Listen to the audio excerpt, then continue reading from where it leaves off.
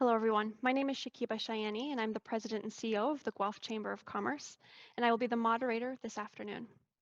As a leading voice of business, the Guelph Chamber is pleased to be hosting this debate today. I'd like to welcome everyone and would like to thank our local real estate board, the Guelph and District Association of Realtors, for helping make this debate possible today.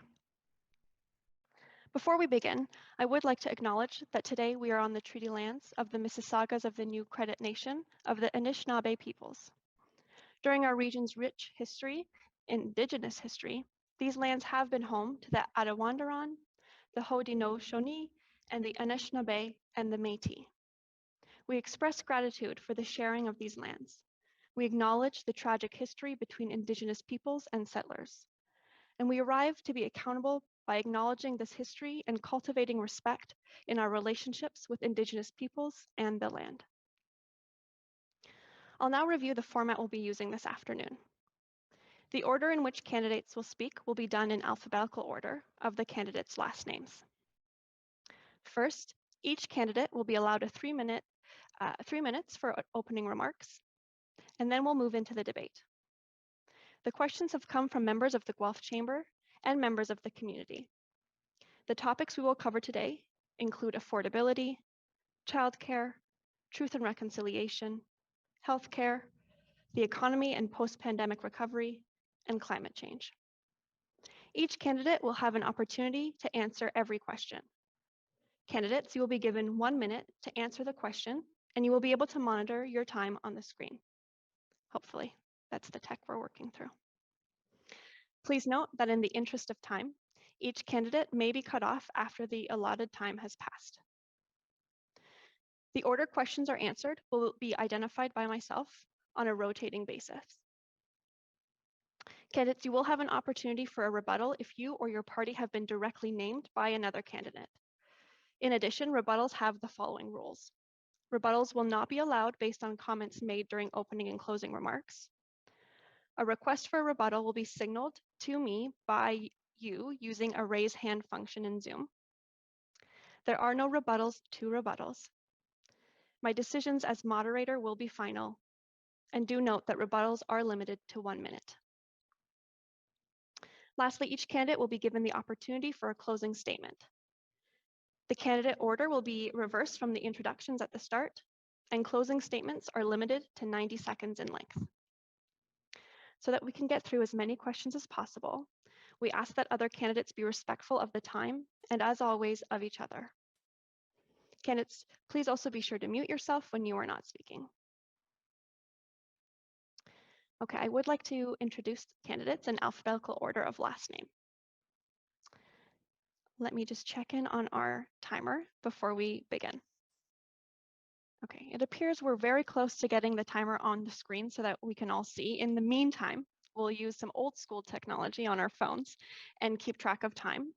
My colleague will make a note in the chat box that you folks can all see when you have half of your time left. So in this case, at 1.5 minutes, you'll be notified in the chat box that you have only another 1.5 minutes for your opening remarks.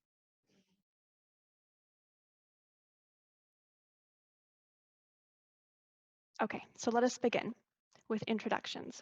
To start, Michelle Baumann, Green Party of Canada. Michelle?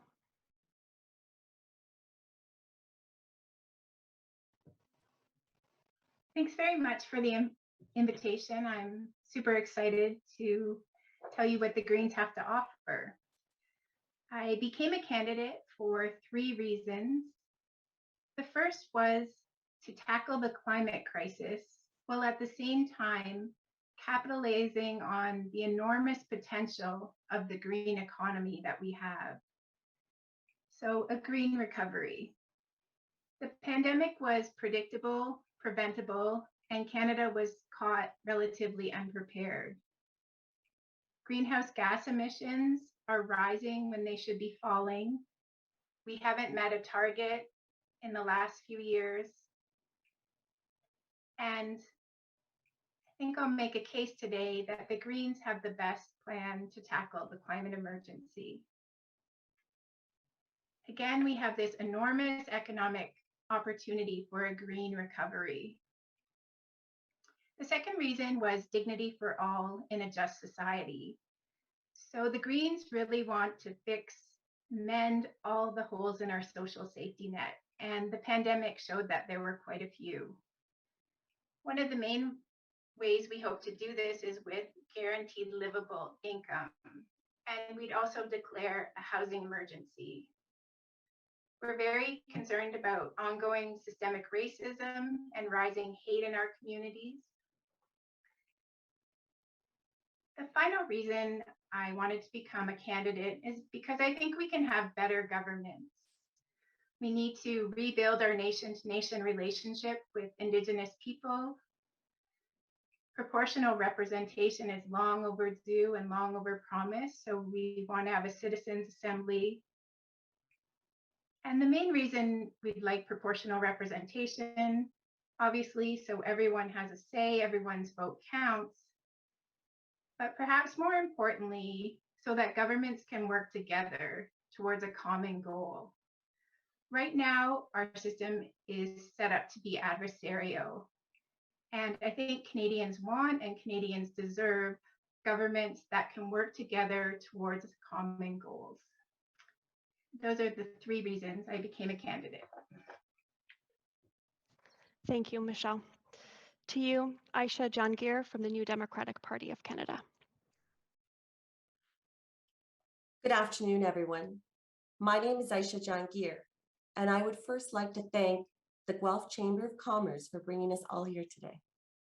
On September 20th, Canadians across the country have a choice between voting for the parties that have failed to deliver on promise after promise, time and time again, or voting for Jagmeet Singh and the New Democratic Party, who are fighting for you.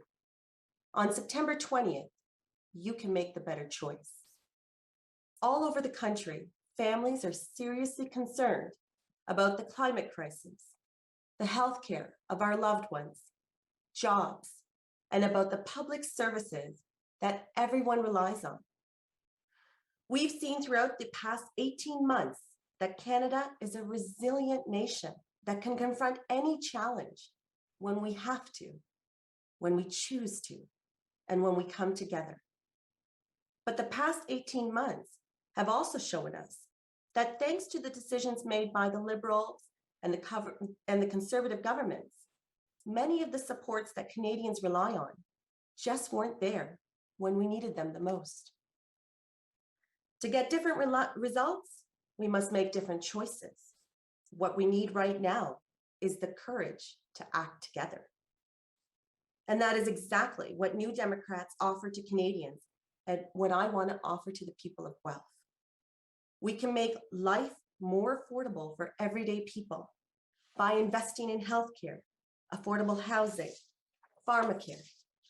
We can build an economy that works better for more people by providing quality, affordable childcare when you need it, making employment insurance work for you, ensuring more accessible job training and lifelong learning for all, supporting small businesses, protecting family budgets, and by forcing big corporations and big polluters to start paying what they owe.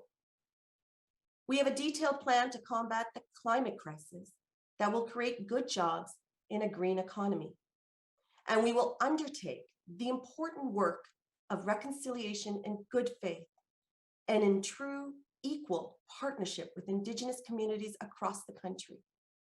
I understand how important solving these issues are, and I know how important these issues are to the people of Guelph. Thank you.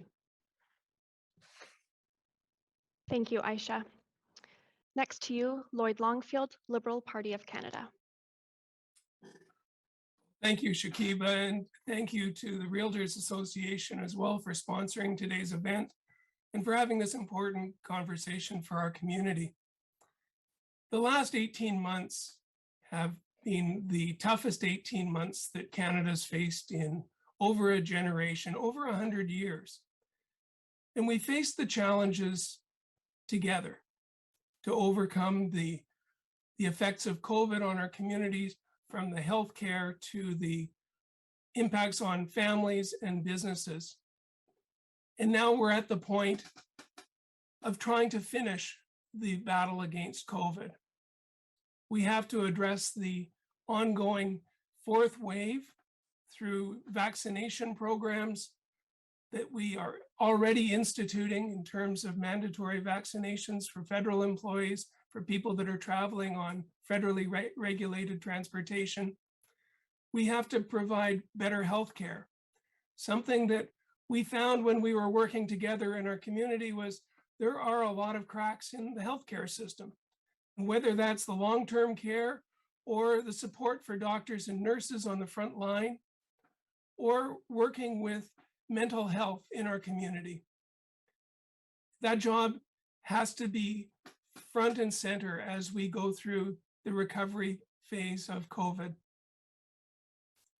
We're also looking at what does the next economy look like and how do we build that together? How can we address things like systemic racism and getting women back into the workplace through better childcare policy across Canada, having a standard of healthcare and a standard of childcare that's regulated by the federal government, working in partnership with the other orders of government. In housing, how do we help young people get into housing? How do we help seniors with housing? We've already been working on affordable housing in Guelph, but the whole continuum of housing is something that really came up as an issue throughout COVID and an issue going forward. And then looking at continuing the work of reconciliation, the ongoing process of truth and reconciliation, facing the truth together and working on solutions with our Indigenous, Métis, and Inuit partners. So we have many issues that we have to face, but one common thing is that we have to face them together. That's what helped us get through COVID so far, and that will help us get into the future economy where everybody can participate and have better solutions socially and environmentally for Canada. Thanks, thanks, Shakiba. Thanks, Lloyd. And now to you, Ashish Sachan, Conservative Party of Canada.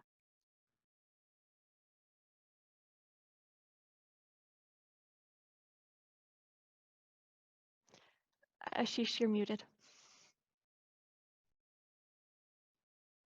Okay, thanks, Shakiba. Okay, so I would like to thank the Guelph Chamber of Commerce and the Guelph and District Association of Realtors for hosting this event. And thank you to those who are joining us. It is a pleasure to be with you here today. My name is Dr. Ashish Sachan, and I have lived in Guelph with my family since 2013. I'm a first-generation immigrant, a toxicologist, and most importantly, a very proud Canadian. It speaks volumes of a country to have a first-generation immigrant to run as a member of parliament. I'm thankful for the support and the confidence of the people of Guelph as a conservative message continues to resonate in our city. I'm immensely privileged to call myself a Canadian and to be part of its rich traditions and culture. With all this country has afforded to me and my family, I owe a sense of debt to this great nation, and I seek your support to return my gratitude through civil service and dedicate my efforts to the city I call my home and the community that I consider my family. I believe an elected official must stand up for our country to ensure its economic prowess, protect our institutions, and maintain a standing on the international stage.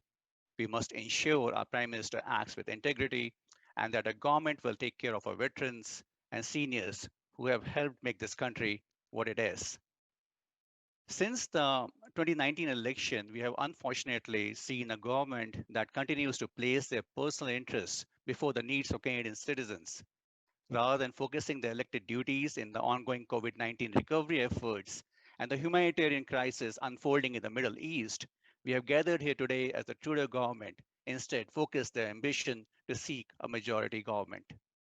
As more and more Canadians begin to realize our country is heading in the wrong direction, we have an historic opportunity here in our city to make the much needed change to restore integrity and accountability in our nation's capital.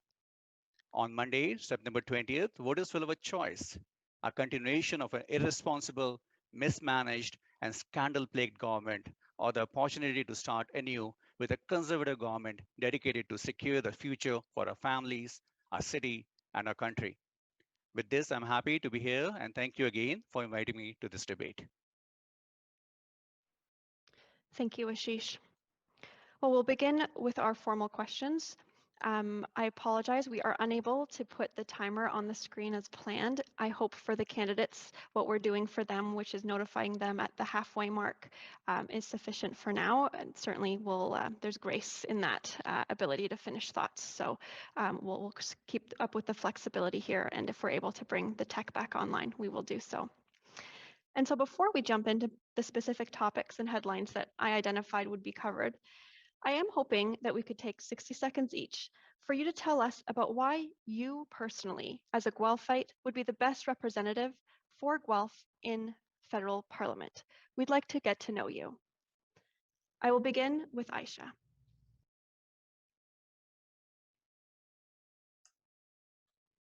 Thank you for that question, Shakiba.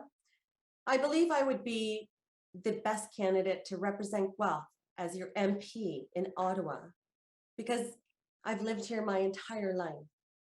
I've been living all across Guelph, and I know the communities well.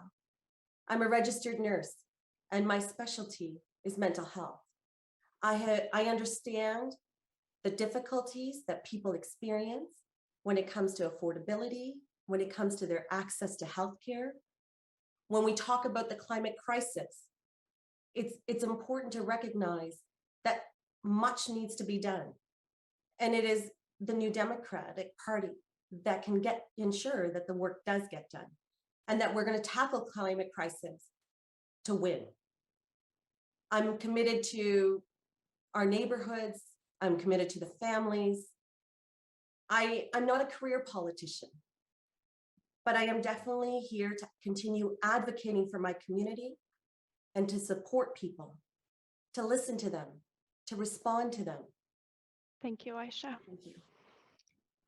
Lloyd, same question to you. Why do you make a good representative at Parliament? Thank you, Shakiba. And it's been an honor to serve as Guelph's Member of Parliament over the last 6 years. When I first started this journey, it was a journey of community service.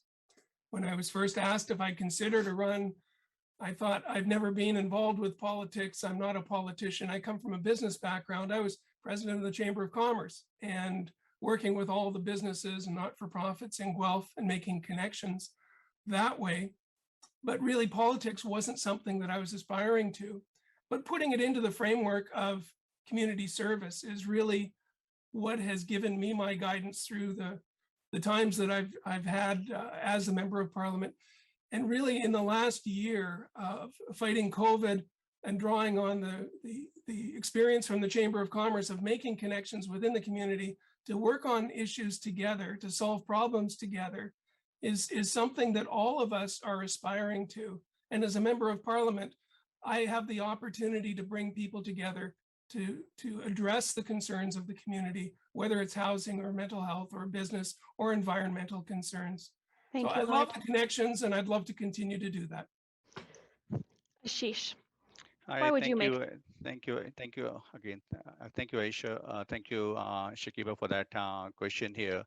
And I just mentioned in my opening remarks that I'm a first-generation immigrant, and I'm here only for 8 years, and I became a citizen in 2018. And it's such an honor. I think it speaks volumes about this country that I have the opportunity and to run for the highest office in the land, so to say. And you know, the number of ways an immigrant community looks into the way that things are going around in this country at this moment under the current prime minister. I don't think we or I have that level of pride I would like to have for Canada under the current government. And you know, it's one thing to be on the sidelines and complain, or rather be on the forefront and face it and try to change something with the change you want to see, kind of thing. So I think I'm here. I'm supported by a great party. I'm a member. So our party has a great platform. So we is based on jobs, economy, mental health, and the country, and to be self-reliant. And I think I want to see our country progress and be an international leader. Thank you, Ashish. Yeah. Michelle, to you. Thanks. As I mentioned, I'm here because of climate policy and because too many people are falling to the cracks. I'm a scientist, so I can see when the policy doesn't match the evidence. For my career, I moved around a lot, every 6 months to a couple of years, all over North America, until I moved to Guelph. And there was something just really special about Guelph, how everyone's engaged, the community, and I've been here for 10 years. So I feel really lucky to run in a community like Guelph. Again, my decisions and my motives will be based on evidence. Greens have the best policy. We're the first to propose really progressive policies like guaranteed livable income, gay marriage. And this is our time, this is our moment. Also, the Greens is a grassroots movement, so it's not a top-down movement, and I think that's really important. Thank you, Michelle. Thanks. Thank you. So I cut a lot of grace for all of you, and that's because we were still trying to figure out our timer. Thank you for those introductions and for telling us about you. It's helpful to the community in Guelph. I wanted to make sure you can all see the timer on your screen. That is the tool we're going to continue to use, and that way it's fair and everyone can see the time continue to move. And again, I will be a bit stricter. Please do be mindful of that time. We want to make sure we get through all the questions. So we're going to begin with affordability. And we're going to start with Lloyd. What is your position on implementing a universal basic income for Canadians? Thanks, Shakiba. I think we've all seen the need for additional supports and better supports for people across Canada. When we introduced the Canada Child Benefit, we saw a huge economic uptake from that.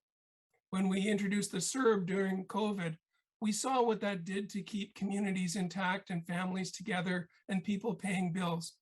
So we have to look for a way to have a basic income implemented, but we also know that we have to work with our provincial partners in order to achieve that as a goal.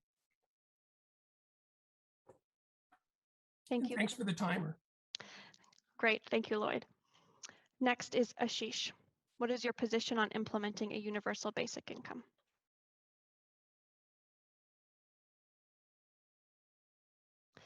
Ashish, sorry, you'll have to be mindful of your mute and unmute each time. Okay, I am. Thank you.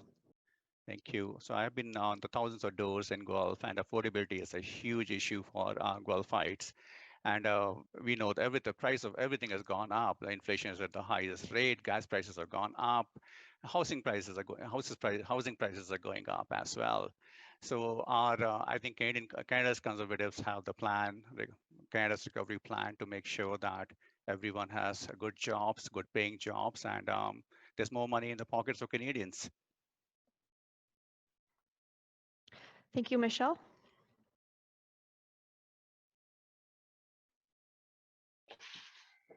Thanks. As I mentioned, the Greens were first to propose, advocate for a guaranteed livable income.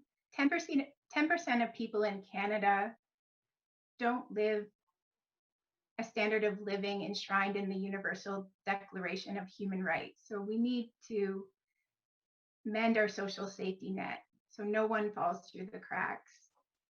We know from research it stimulates the economy. It's one of the calls to action in the Missing Murdered Indigenous Women and Girls reports. And it gives people in Canada choice, and it enables them to live with dignity. And like I said, we've been calling for it for a long time, and we definitely would implement it. Thank you. Aisha.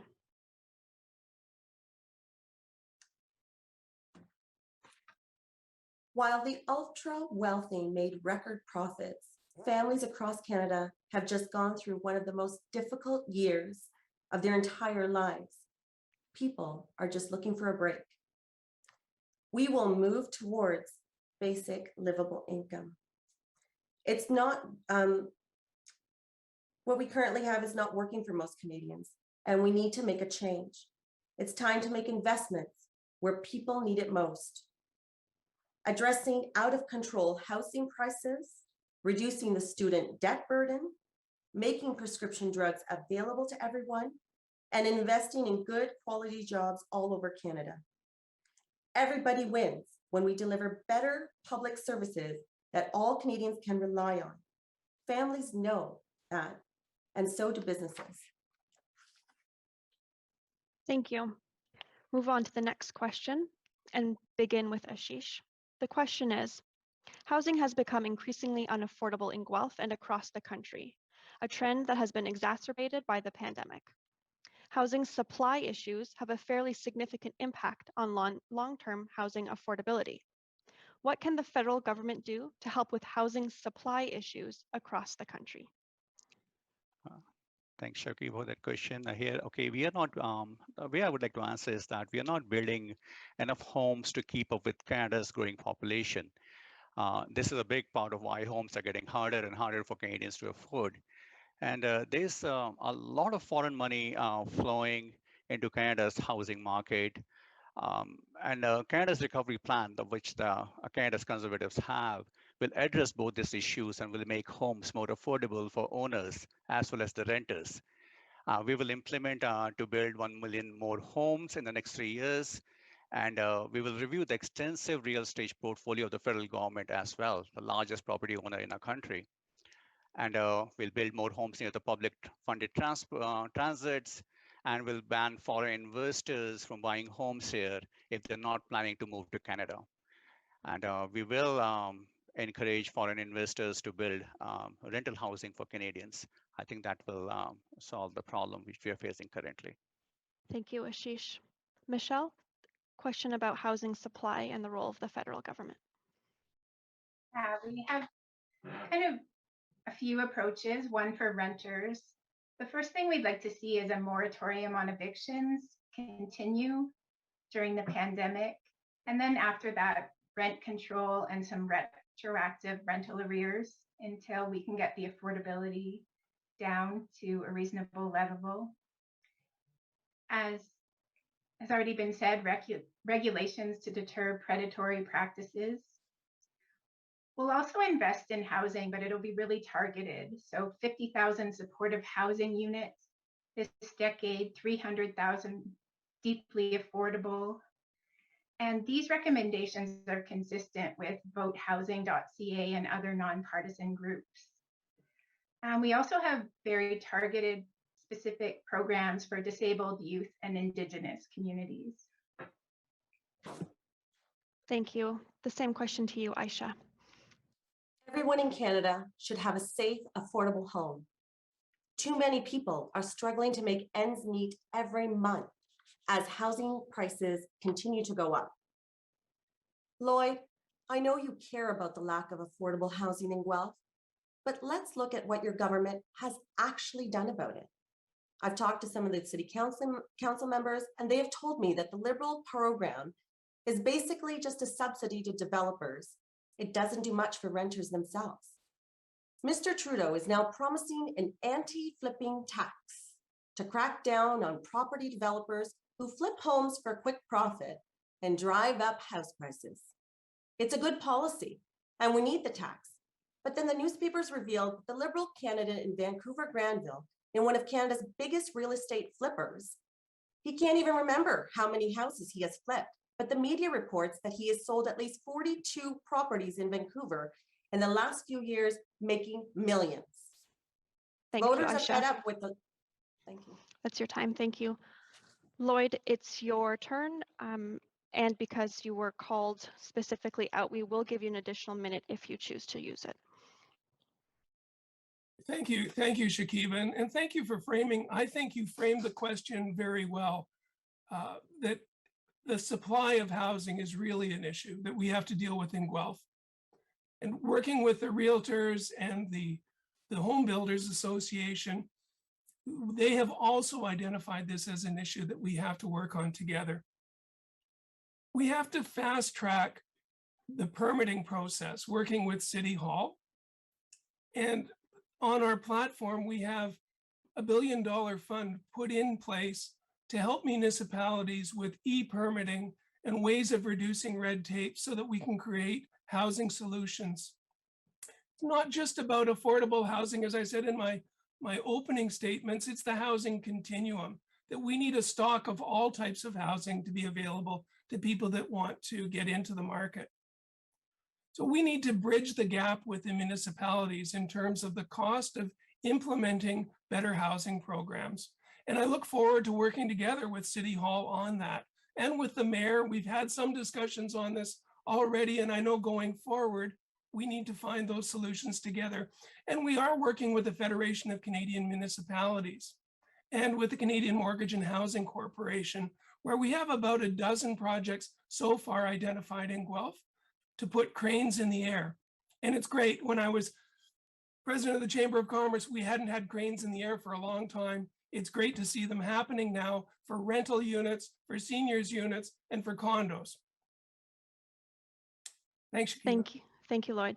So speaking of which, what other actions would your government, other than regarding supply, take to ensure access to affordable housing across the housing continuum in our community?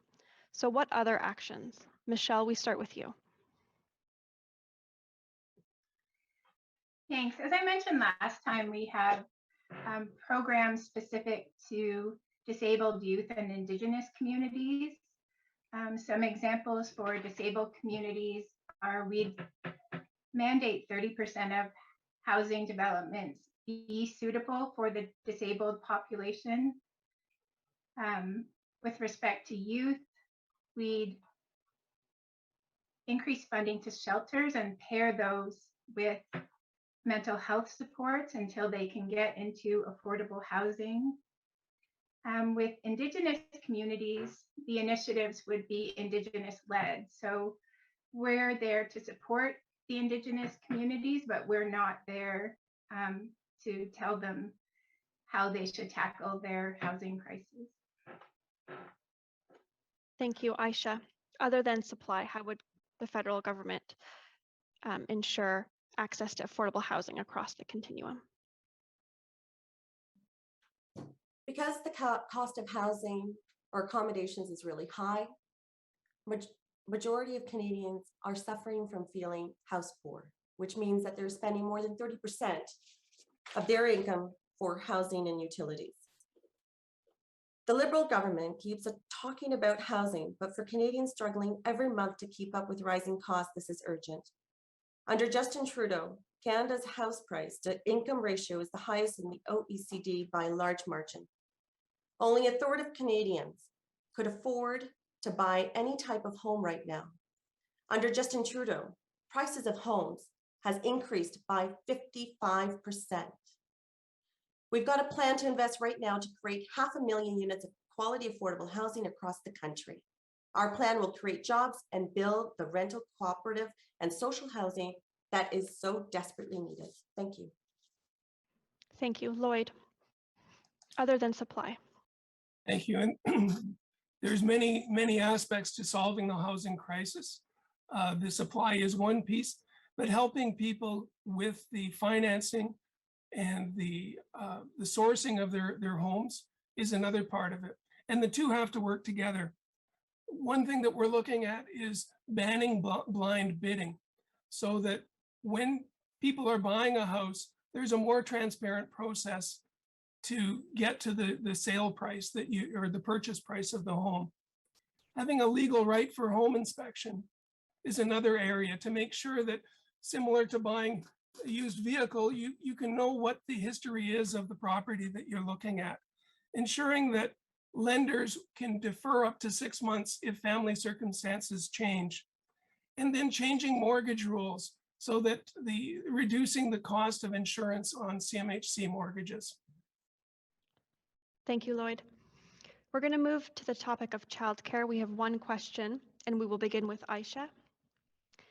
A Canada-wide early learning and childcare system is a critical component of economic recovery and long-term prosperity. Do you agree with this? And if so, how will your government work collaboratively with provinces and territories to ensure this system is put in place across the country? Sorry, I have to pause here for a moment. I may have missed Ashish's answer to the last question. I'm sorry, Ashish, let's give you an opportunity before we go to childcare.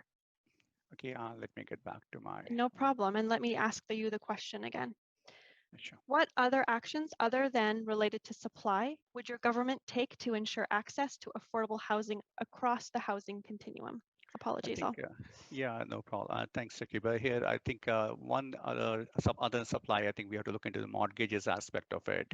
We have to make sure that mortgages are more affordable, and in that regard, that conservative plan will encourage new markets in 7 to 10-year mortgages to provide stability for both the first-time home buyers and lenders. And also will remove the requirement to conduct a stress test when a homeowner renews a mortgage with with another lender. And we have to also address homelessness.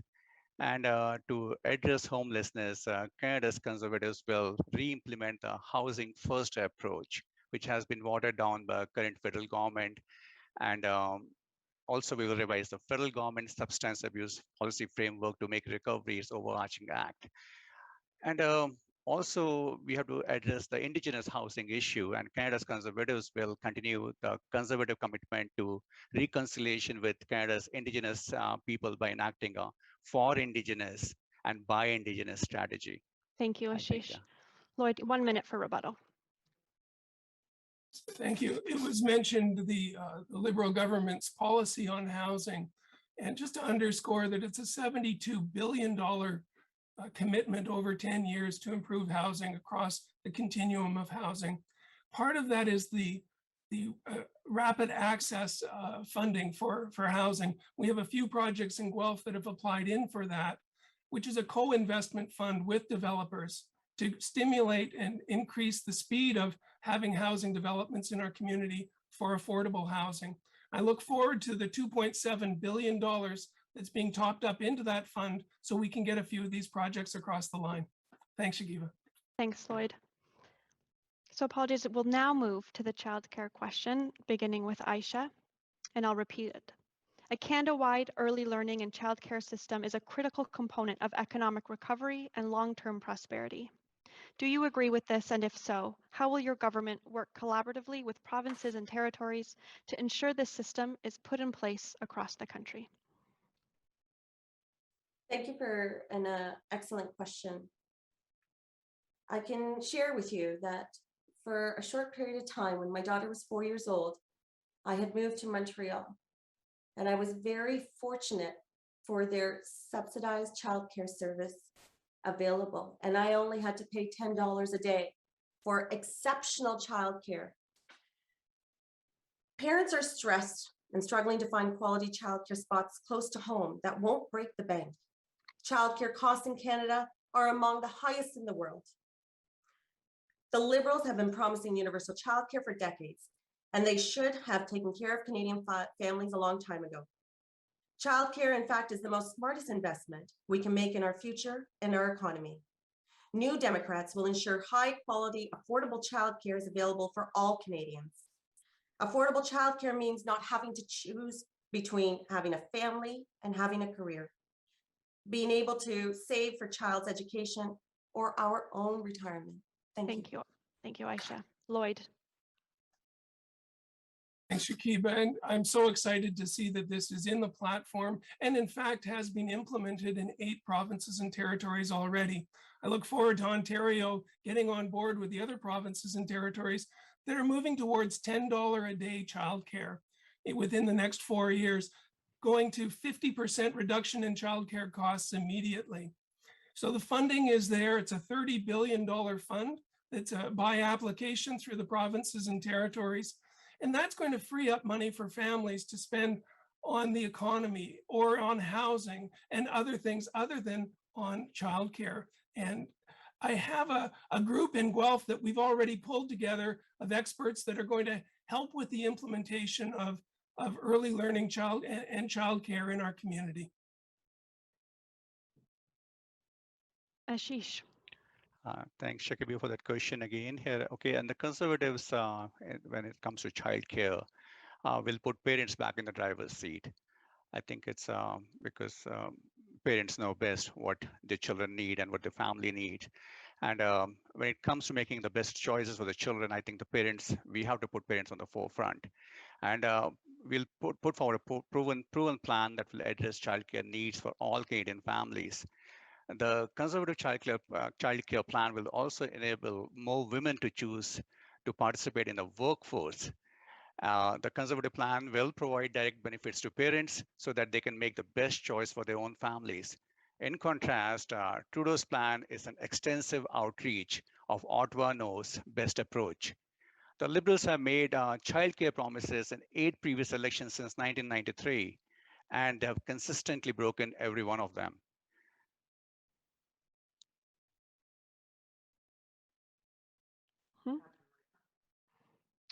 Lloyd, rebuttal. Thank you, Aisha.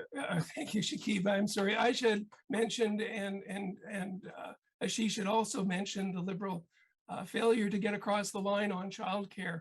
And just to point out that the Paul Martin government was going to go ahead until the NDP and the Conservatives voted down the government so that it wasn't implemented.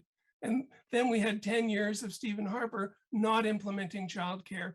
So we're now moving forward with provinces in consultation with Indigenous communities as well to have an effective childcare program that will work for each province and territory as well as our Indigenous partners.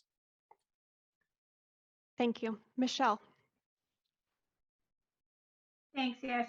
Another really important issue that came to light during the COVID pandemic, a lot of my colleagues at the university were really strained. Young mothers trying to be professors teaching online, so a huge gap in our social safety net.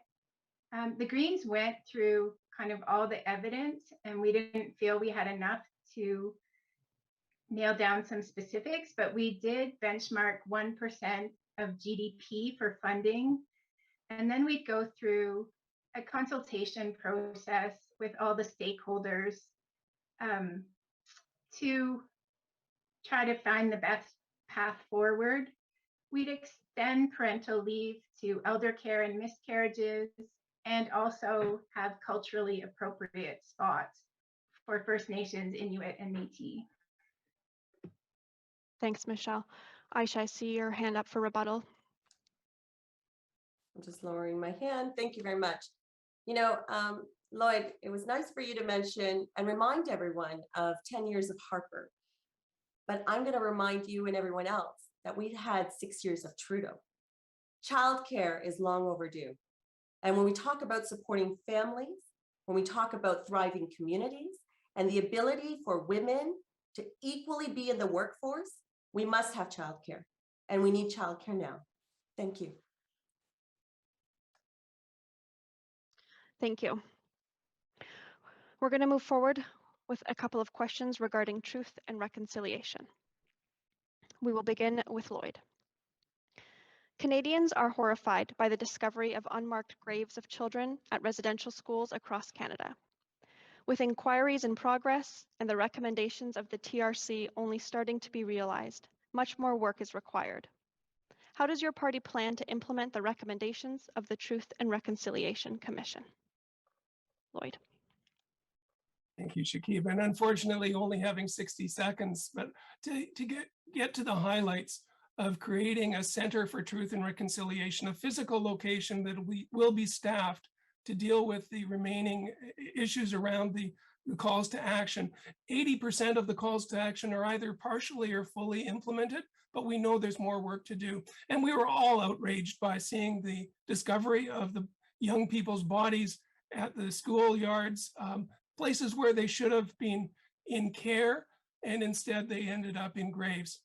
So we need to deal with the truth part of that and now move forward on reconciliation through the Truth and Reconciliation Commission and working with the communities involved to do what they need to do in order to come to reconciliation. Ashish. Ashish, you're muted. The Canada's Conservatives do acknowledge the deep sorrow and mourning that all Indigenous people and survivors of residential schools are experiencing. Our hearts grieve for the Indigenous communities who are sharing in this trauma. The Conservative Party supports treaty rights and the process of reconciliation with the Canada's Indigenous people.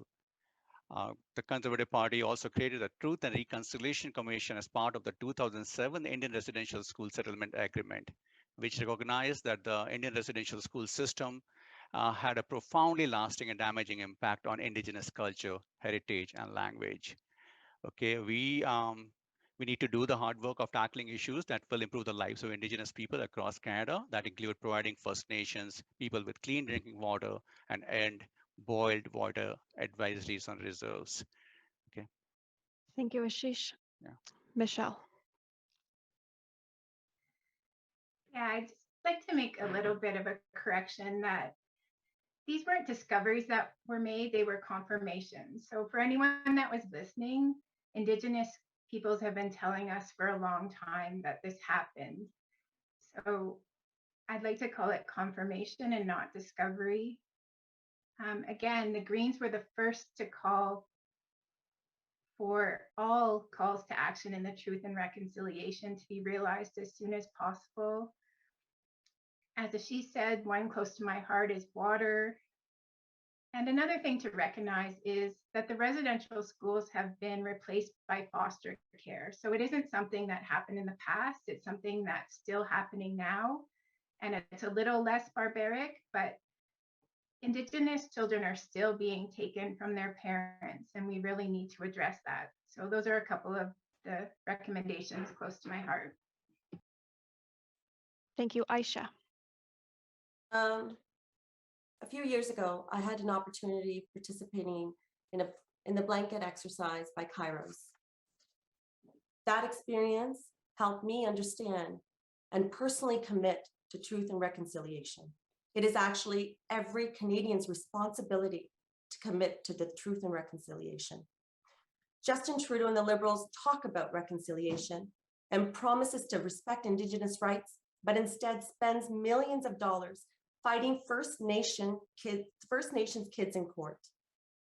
Jagmeet Singh and the NDP are committed to true nation-to-nation relationship, reconciliation, recognition of Indigenous rights, and equal funding.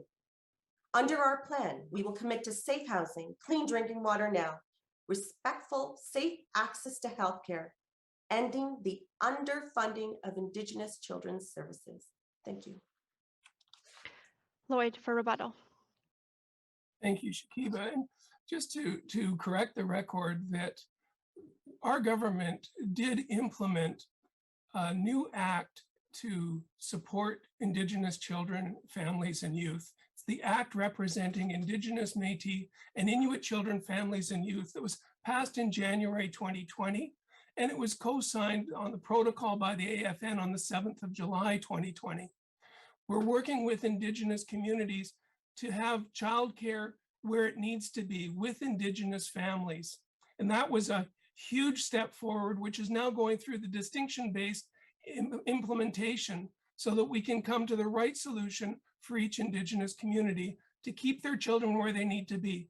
Plus, we've invested in schools on reserve so that they can go to school on reserve and not be shipped away from their families, so they can have culturally appropriate education in their language.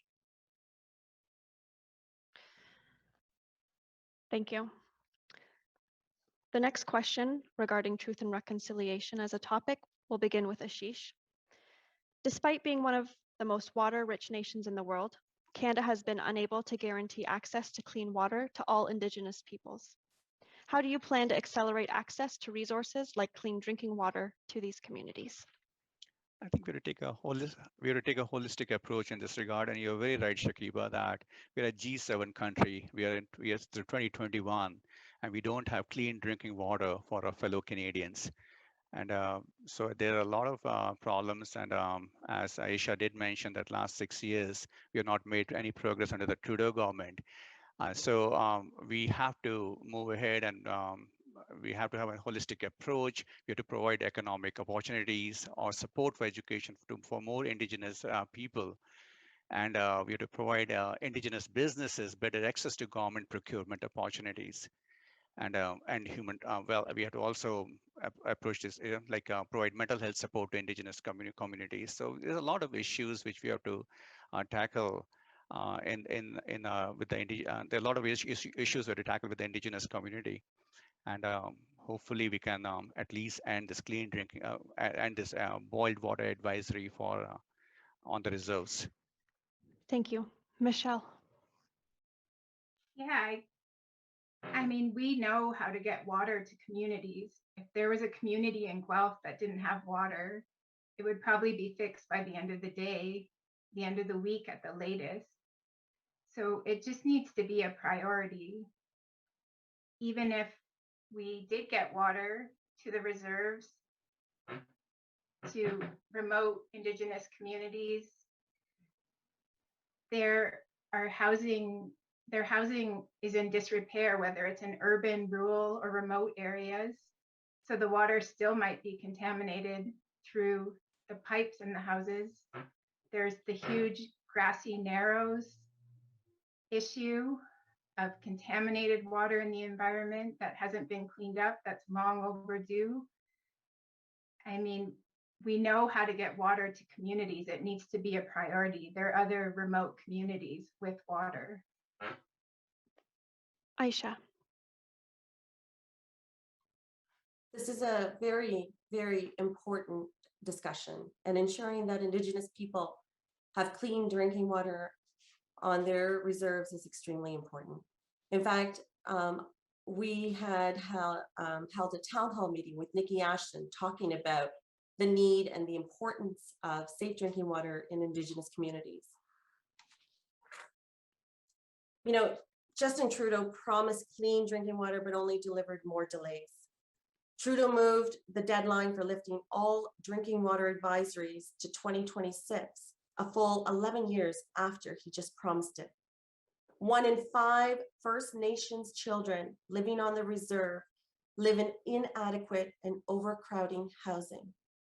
Clean drinking water, ensuring safety and access to healthcare services and safe housing is extremely important to us.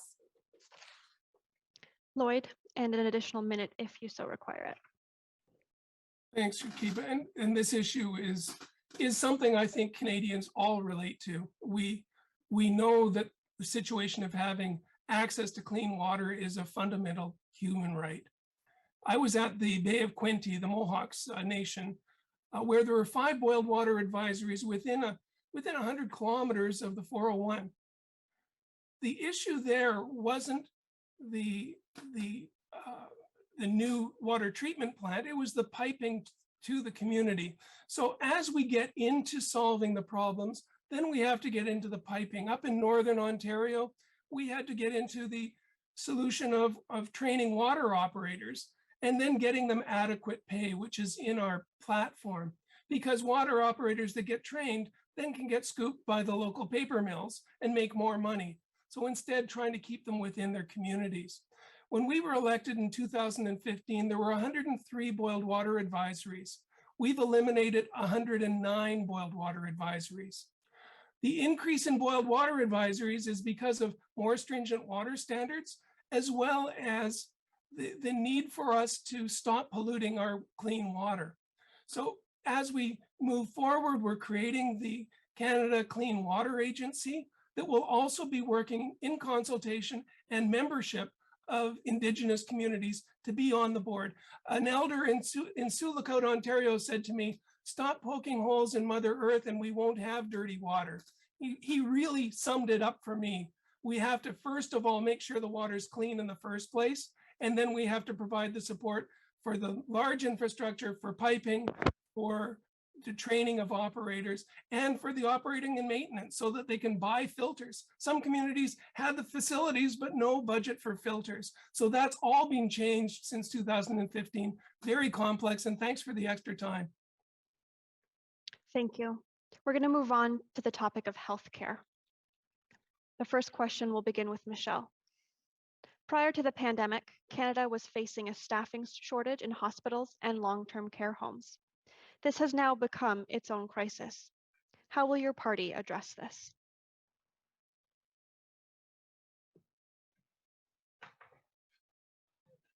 The crisis in long-term care homes, as some of you might know, is really close to our leader's heart. Her father passed away during COVID, not from COVID, but from neglect because he wasn't getting adequate care. So we'd like to bring long-term care into the Health Act to be part of our health system. We'd like to have minimum care times. Right now, I think workers have about 5 minutes per client, which is just completely unacceptable. Also, there are some of the lowest paid workers, and they didn't want to risk their lives for that low pay to go into seniors' homes. So those are some of the issues that we need to tackle. Thank you. Aisha. I'm a registered nurse, and I've been nursing now for 23 years. And I have seen over the years the cuts in healthcare and how it hurts people. Healthcare is administered by the provinces, but the rules are set federally, and most of the money comes from Ottawa. Every Canadian government boasts that it is spending more money than ever before on healthcare funding transfers to the provinces. More dollars, maybe, but the increases don't even keep up with population growth or inflation, let alone with the cost of breakthrough medical technologies like cancer immunotherapy. Canadians know that our healthcare system was stretched almost to the limit even before the pandemic. Funding has not kept pace with the medical needs. Prime Minister Harper slashed the rate of funding increases to the provinces from 6% to 3%. And what did Justin Trudeau do? Nothing. He kept the rate at 3%. No wonder why we aren't prepared to challenge the pandemic. Canadians are ready for better. Thank you, Aisha. Lloyd. Thanks, Shakiba. And something that really came forward during COVID in the early months was the crisis in long-term care. And it was actually the Canadian Armed Forces that gave the first report to Parliament on how serious the situation was. But most families already knew how serious it was. The Liberal government stepped in and gave a one-time top-up for personal support workers, Band-Aid solution needed at the time. In our platform, we've got a commitment to hire 50,000 personal support workers and top up funding so they can make $25 an hour, so they can be on site to help our seniors that are in long-term care, whether it's for-profit or not-for-profit. All seniors deserve access to the same standard of care across Canada. And that's a commitment that we're making in our platform and in our budget and in our actions. Thank you. Ashish. Yeah, regarding the health transfers, under a tool that government Canadians will be able to count on stable and predictable health and social funding programs. It is critical for Canadians to have a confidence that these programs will be there for them when they need them. And under the Justin Trudeau, out of control spending is putting healthcare funding at risk, and he will be forced to raise taxes or cut funding to important social services like healthcare if the current spending is not brought under control in a responsible fashion. I expected your hand to go up. Lloyd. Thank you. There was one item that I didn't mention, and thanks to the other candidates for allowing me some extra time, and that's on inspections. And as we looked at COVID, the inspections that weren't performed by the province was a real issue. So there's funding in our platform and in our upcoming budgets to include inspections. And speaking with the long-term care facilities, and I've spoken to all of them throughout COVID, that was one of the critical areas. And also the inspectors coming in and working together, not coming in with punitive measures, but coming in and saying, here's the standard, here's where you're not meeting the standard, let's work together to get you up to standard instead of slapping them with fines. Thank you. The next question will begin with Aisha. We cannot disregard the secondary effects of the pandemic. How will your party address the growing substance abuse and mental health challenges communities are facing?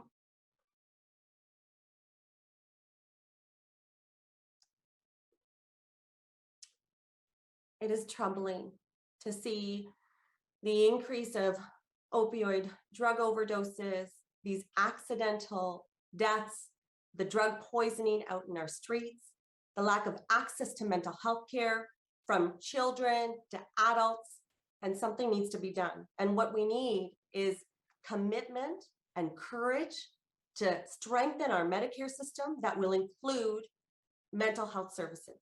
This means, mental health services in the community and also in hospitals. We need addiction treatment. We need recovery treatment. We need to support people. This is an illness. It's not about a morale issue. And people need to be supported. It will save lives. I'm telling you, with increasing our social supports, we can save people. Thank you. Thank you, Lloyd.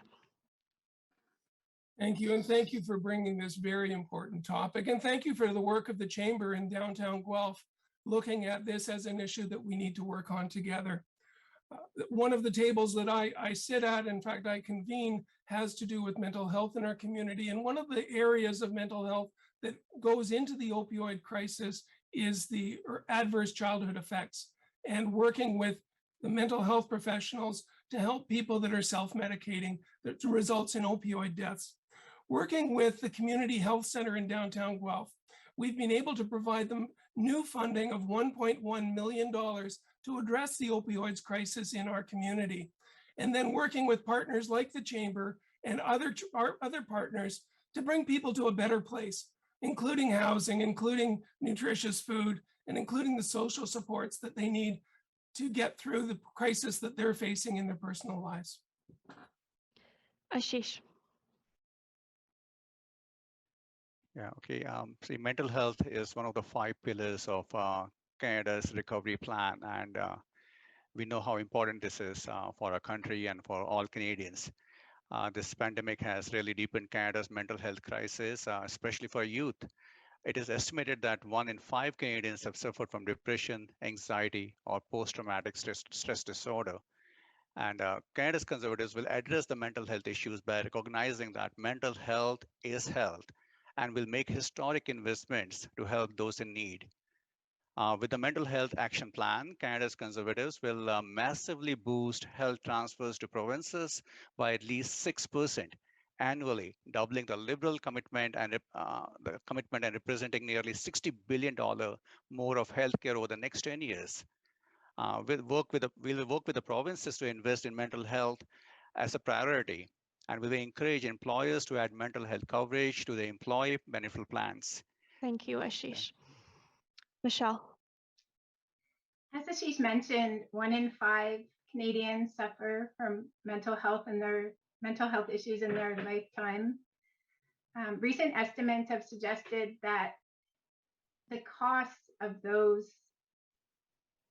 tragedies are about $50 billion a year in costs associated with mental health issues. So it just makes common sense, instead of paying for them after, to pay for them up front, and then we can decrease the suffering. With respect to the opioid crisis, we consider them poisonings, not overdoses, because of the chemicals involved. And we would like them to be, again, seen as a healthcare issue, not a criminal issue. So we need to decriminalize, destigmatize, if we're going to solve the problem. Thank you. The next question will begin with Lloyd. Proof of vaccination and rapid screening programs are being adopted both by government and business to allow for safe employment, to increase consumer confidence and safety. Do you support a national proof of vaccination program? Why or why not? I think we need to get to the point where everyone in Canada has to show the proof of vaccination in order to reduce the impact on community. Proof of vaccination mostly is administered by the provinces, which is why we've put a $1 billion fund into place to help the provinces and territories with the implementation of proof of vaccination. We need to do this to protect our kids, the people that are under 12 years old that don't have access to vaccination services until approvals come in. And our public health units watching that every day. So as soon as the approval gets in place, they'll put the vaccinations in place for our kids and also for our healthcare workers. So we need to protect each other as a community, and proof of vaccination is a great way of us doing that. Ashish. Yeah, okay. Okay, regarding the proof of vaccination, okay, we believe that as a Conservative Party believes the Canadians have the right to make their own health choices. That being said, as a country, we must never be caught unprepared as we were when COVID hit last year. And Canada's Conservatives will make Canada more resilient, reduce the reliance on foreign countries like China, and take seriously a responsibility to protect the health of Canadians. Also, vaccines are the most important tool to fight against COVID-19. We encourage every Canadian who is able to get one should get one. Our expectation is that anyone campaigning in a party, like we are going door to door, we have done thousands of doors in Guelph, who isn't vaccinated passes the daily rapid test, and the Conservative Party will follow all public health measures and in all local campaigns in that regard. And again, I think the important point is that Canadians have the right to make their own health choices. Thank you. Michelle. Federal proof of vaccination has always been a requirement to travel to different countries. Also, provincially, it's always been a requirement to go to public schools. But I do sympathize with people that are uncomfortable with the science, and I think we need to address mistrust of science and why that's occurring. Do we need more education, better communication? Are there reasons that people don't trust science? So this is important for this issue, but across issues, across climate change, biodiversity crises. So we really have to take a good look and ask why people mistrust science, mistrust government, and build that trust back. Thank you. Aisha. I'm a registered nurse, and I worked full-time during this pandemic in the front lines. I can tell you that working in Hamilton, it was a hotspot during the pandemic. And for the safety of my family and the safety of my community, I made the choice to not come back to Guelph until I was fully vaccinated. We firmly believe and support mandatory federal vaccination for people that are going to be having direct care and or in a position that are going to be delivering care, or so this includes healthcare professionals and teachers. It's about public safety. This is all that we have really, aside from masking and social distancing, in order to protect each other from this virus. Thank you.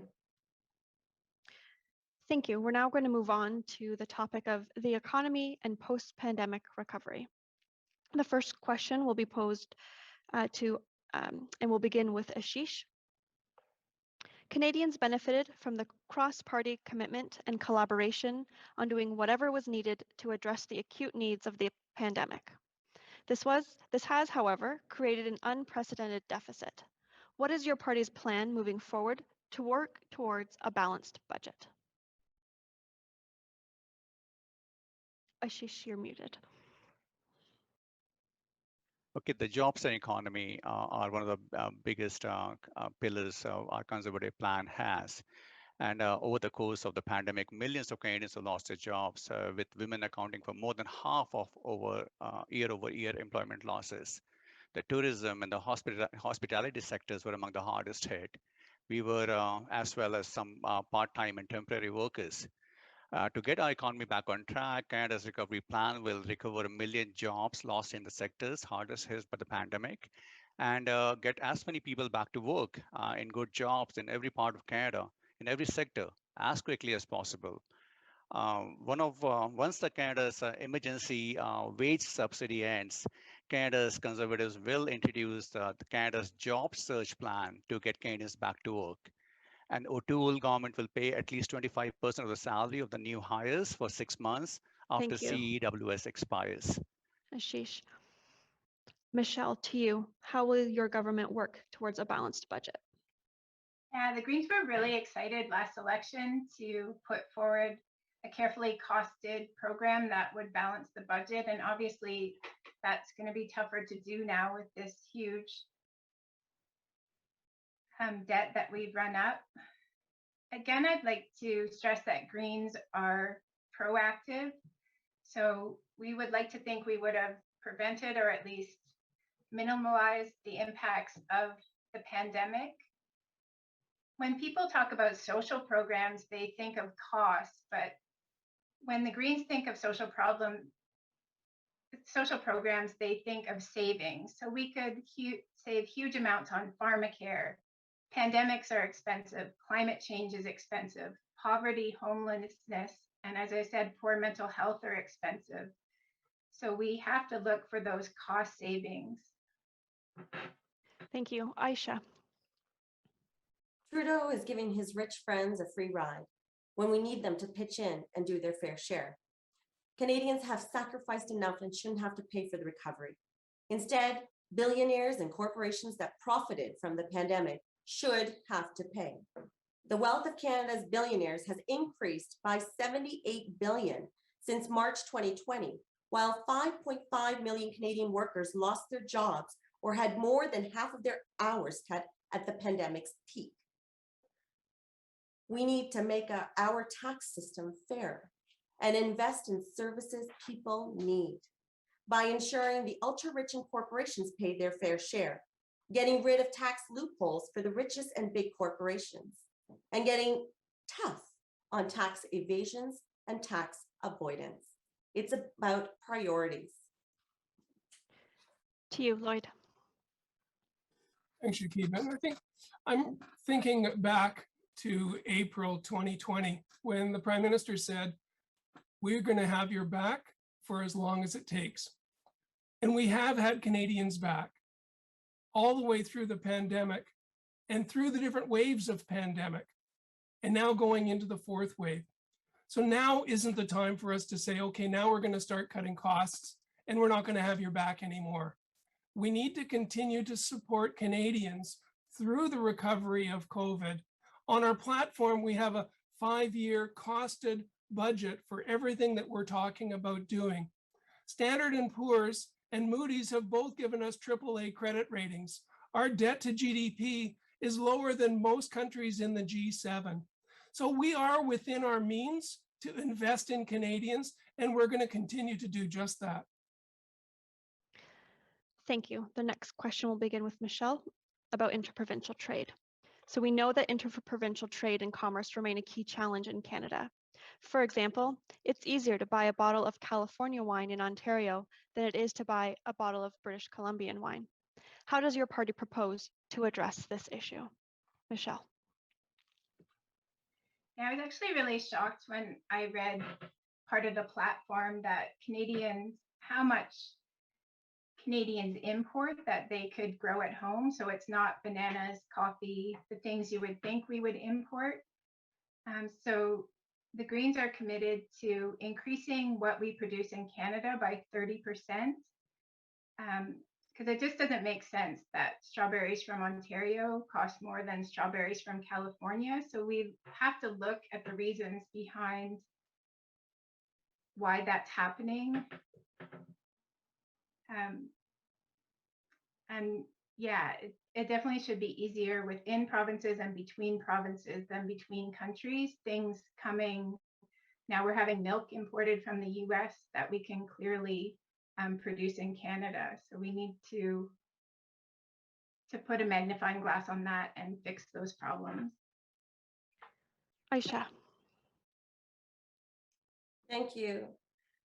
What we would like to do is remove any of those barriers that come in between when we talk about interprovincial trade. We want to build self-reliance, and then we also want to promote interprovincial trade. Thank you. Lloyd. I'm using the word together a lot. We need to work together with provinces and territories to eliminate the barriers to trade. Some of those are regulatory barriers. So different provinces have different regulations of what's sold in their province. Some of them are protecting the different lobby groups that are within the provinces. And Shakiba, when I was president of the chamber, we were talking about it then, and we're still talking about how do we get the federal government to work with the provinces and territories to increase Canadian supply chain. We saw during COVID how we pivoted to Canadian supply chain for PPE and what that did for our economy. 92% of our jobs have been recovered that we lost during COVID, compared to the United States recovery of 75%. So we know when we buy Canadian, it's good for all Canadians. We need to address that with provinces and territories and get those barriers out of the way. Thank you. Ashish. Yeah, thanks, Shakiba, for the question. I did have a town hall with Member of Parliament Dan Albers, and he did interestingly mention that it is easier to ship wine from British Columbia to Tokyo than to Ontario. And so, yes, interprovincial trade is something we have the federal government, the Conservative Party will look into. And I think we have to work with the provinces to make that thing happen. And it is something which I have watched the limits and create barriers towards. I think if we remove interprovincial trade barriers, it will lead to a more productive economy. At the same time, we also must respect the safety net implemented by provinces and to protect the local industries. Thank you. The next question will be posed first to Aisha. The Canadian tax system was last overhauled in 1966. Is it time for a Royal Commission on Taxation to create a more efficient system, especially for small business, to encourage job creation and innovation, and to simplify the system for all Canadians? How does your party propose to address the complexity of the Canadian tax system? Aisha, to you.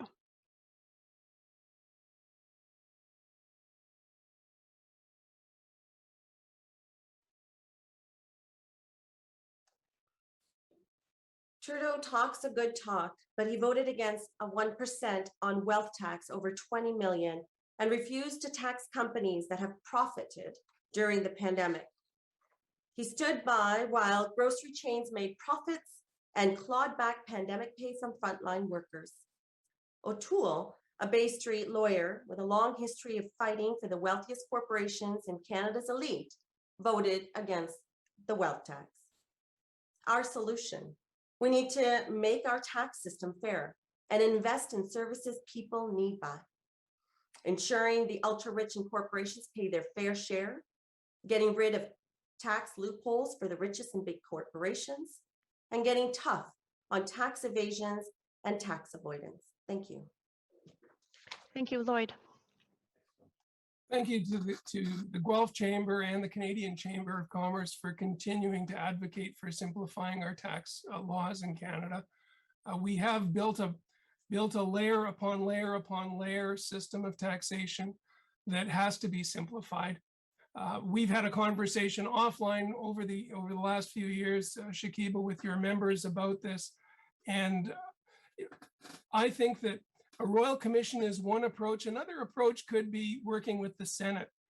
This is a multi-year study that has to be done. When we're dealing with 4-year or 2-year parliamentary schedules, it's too big a job in terms of the amount of time it's going to take to correct for this to go through the House of Commons part of Parliament. I think the Senate would be a great place to initiate studies on simplifying Canada's tax laws. So when you change one piece, you have to follow all the way through to see what the impact is on all pieces. Thank you, Lloyd. Ashish.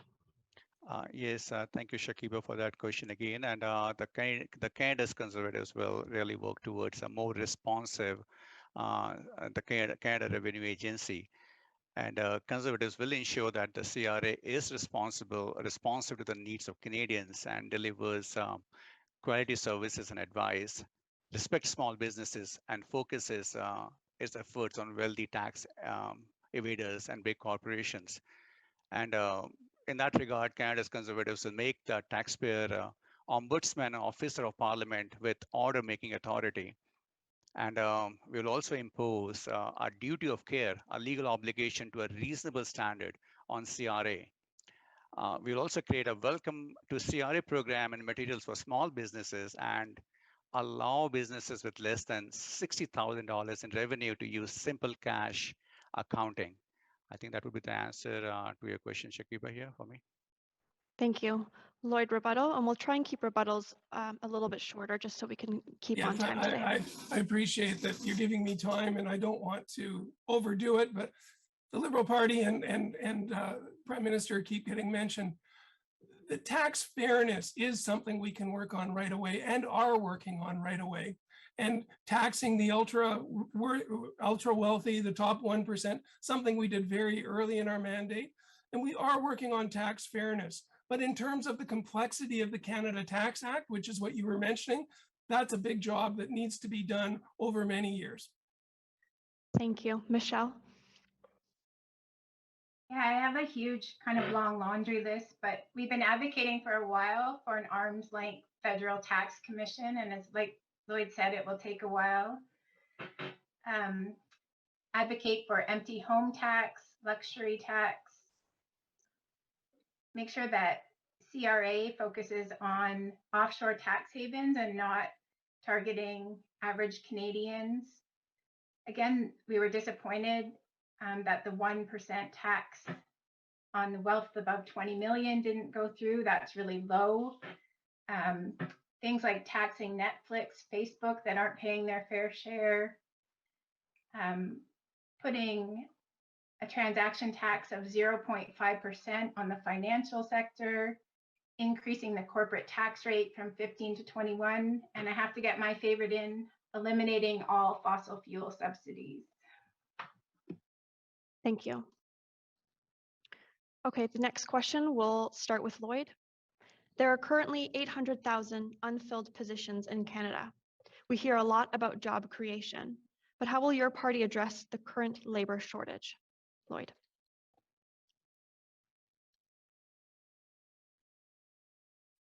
Locally, we're working with Second Chance Employment that have just received over $1 million to help vulnerable people get into employment, to help fill some of those jobs locally. We know it's a national issue and will continue to be a national issue as the retirement wave comes in. And now we've got a COVID retirement wave that's hitting us. So we need to increase immigration. We need to improve the recognition of international credentials. Mobility of labor across Canada is an issue that we're working on with the provinces and territories. And then locally, we're funding the local IBEW for creating more apprenticeships for electricians in our area. We've created $5.6 million in funding for Conestoga College to manage more positions for skilled trades development. So working together with the Chamber, of course. Thanks, Lloyd. Ashish? Yeah, I think in that regard, we have regarding one of the biggest pillars we have is about job creation, and there are a number of points there, but I'll focus on rebuilding our main streets here. So Canada's Conservatives will help build main streets across Canada and give small businesses the support they need to get back on their feet. We will launch the Rebuild Main Street tax credit that will provide 25% tax credits on amounts of up to $100,000. And we will also launch the Main Street Business Loans to provide loans up to $200,000. The Canada's Investment Accelerator refundable tax credit for small business will provide a 5% investment tax credit for any capital investments made in 2020, 2022 and 2023. Canada's Conservatives will also reform the Business Development Bank of Canada to ensure that its loan programs are accessible to small businesses. Thank you. Michelle? Hey, sorry, could I ask you to repeat the question? Yes. So we have over 800,000 unfilled positions in Canada. We hear a lot about job creation, but how will your party address the current labor shortage? Yeah, I think the problem isn't a labor shortage, but it's a wage shortage. So I think guaranteed livable income will help. People will have options. They won't have to work at jobs that don't pay the rent, that don't put food on the table. So all the holes in the social safety net will help. So if you don't have to pay for healthcare, if you don't have to pay, for pharmacare, for childcare, that will make it a more affordable, and you won't need as much money to live, and you'll be able to work for wages. But definitely we want to increase the student wage to match the minimum wage. And again, I would say it's not a labor shortage, but a low wage problem. Thank you, Aisha. We've got real solutions to create jobs and make life better for workers across the country. Too many families are worried about making ends meet and need action to create jobs and make life easier. Instead of supporting workers or creating jobs, Justin Trudeau is cutting supports for Canadians who are looking for work while the pandemic is entering its fourth wave. We have a plan to create over 1 million additional good new jobs, building up our communities with investments in affordable and energy efficient housing, transportation, and energy infrastructure, making products that people want and need here, including critical PPE, vaccines, zero emission cars, and clean tech. Building better workplaces for all workers with paid sick leave, pharmacare, and dental care, a higher minimum wage, and an expanded training opportunities. Thank you. Thank you. We want to dive a little deeper into skilled trades. Acquiring and retaining skilled talent was a challenge leading into the pandemic, and more than ever, skilled trades shortages continue to grow across the country. Current efforts at addressing this issue do not seem to be making a large enough impact. What are your party's plans to accelerate and coordinate current efforts to address these specific shortages? Begin with Ashish.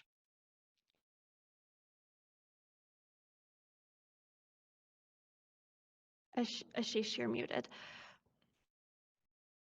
Okay, I think in this regard, we have to make sure that we have job training for workers, and our party will ensure that workers have the training they need for the jobs of today and tomorrow by supporting training programs run by unions and other groups, and encouraging employers to invest in their workers. We will also bring women and new Canadians into the skilled trades. We will double the apprentice job creation tax credit for the next 3 years to help create more places for such job trainings. And we'll also help the tourism and hospitality workers who have been hit hard by the recession. Michelle.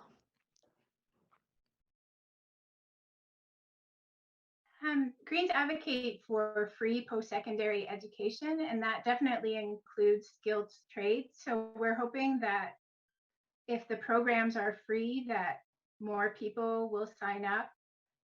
Also things like co-op programs and helping small businesses as well. So it's more attractive to set up a skills trade small business. But I think the education piece is big because it's expensive. It takes a long time to be mentored to acquire the skills that you need to start your own small trades business. So we're really hoping that would help with that particular shortage. Thank you. Aisha. I was fortunate enough that I was educating students anatomy and physiology through the college during a dual credit course, and it was started because there were hopes that these students would carry on after high school and pursue their post-secondary education.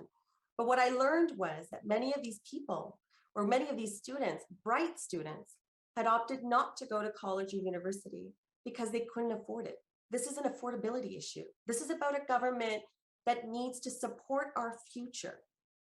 We're going to be creating more opportunities. We're going to be doubling up our grants, federal grants for students. We're going to be removing the interest in student debt. These are difficult times for students, and what they need is more reassurance that there is a promising future for them. Thank you. Thank you. Lloyd? This is a supply and demand problem similar to housing, where you have to work on both the supply and on the demand. And what I mean by that is we need to help employers to hire skilled tradespeople as they're coming out of COVID. And we've got the workers' benefit and the investment support for businesses to hire people with skilled trades. We're introducing the programs for the accreditation of international certificates, as well as working with the College of Trades across Canada, so we have better labor standards coordinated between jurisdictions, so people have better mobility across the country on skilled trades. So we need to work on both together, and we also have to work on that with the provinces and territories where this issue sits. Thank you. The next question will start with Michelle. Businesses in many sectors like tourism and hospitality are negatively impacted and still struggling because of the pandemic and pandemic-related public health measures. Programs like the wage subsidy and rent subsidy were essential to keeping these businesses operational. How do you propose to continue to support the hardest hit sectors, and for how long? What more needs to be done? Michelle. Okay, thanks for that question. Yeah, as you mentioned, the wage and rent subsidies were key, and we would extend those until COVID has ended. We'd also hold the small business tax rate at 9%, reduce lots of the paperwork and bureaucracy that kind of ties down small businesses. But I think the most exciting part of the plan is a green venture capital fund of $1 billion. So as I mentioned at the beginning, and I haven't had a lot of time to talk about, is that we want to promote this green future. There's huge opportunities in the green economy. The Europeans are capitalizing on them, and Canada is being left behind. And we really need to take this opportunity. Thank you. Aisha. Many people and small businesses and tourism most definitely have suffered because of the pandemic. We will continue to support Canadians for as long as we need to. We're still in the midst of the pandemic. It's not over anytime soon. And the new Democrats in the House have proven that we continue to fight for Canadians. Examples such as CERB, which was first introduced as being $1,000. We continue to fight for Canadians and fought for something that was much more reasonable and realistic, which is $2,000. We talked about an increased CEWS to 75% to support workers and prevent them from losing their jobs. We have a proven track record to always fight for people, and we will continue to do so. That is our commitment. Lloyd. We know that the tourism and hospitality industry was the first hit by COVID and will be the last to recover, as people aren't booking the events at their places. People aren't traveling across Canada yet. International travel is just starting. So we're in our platform, we have an extension of the rent and wage subsidies for tourism industry of 75% that will go into 2022, knowing that they're not going to see their customers back until next major tourism season in the summer of 2022. I'm working locally with the tourism operators, with the hotel industry, and we're doing it on a case by case, but as a broad statement, we know we have to do better for the tourism industry so that they can get through the next year. Thank you. Ashish. Ashish, you're muted. Yeah, I'm going back to my notes here, please. So,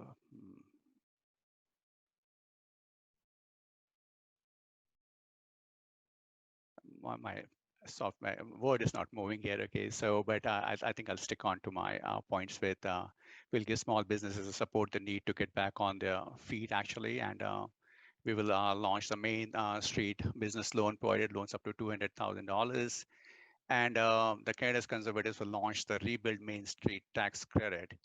That will be 25% tax credit on amounts of up to $100,000 that Canadians will personally invest in small businesses over the next 2 years. Thank you. The next question, we'll first start with Aisha. Municipalities are responsible for delivering many of the services that Canadians and Guelphites rely on every day, from infrastructure to economic development, to basic services like transit, water, and waste management. How would your government strengthen the federal municipal partnership and work with municipalities like the City of Guelph to improve and streamline service delivery? Aisha.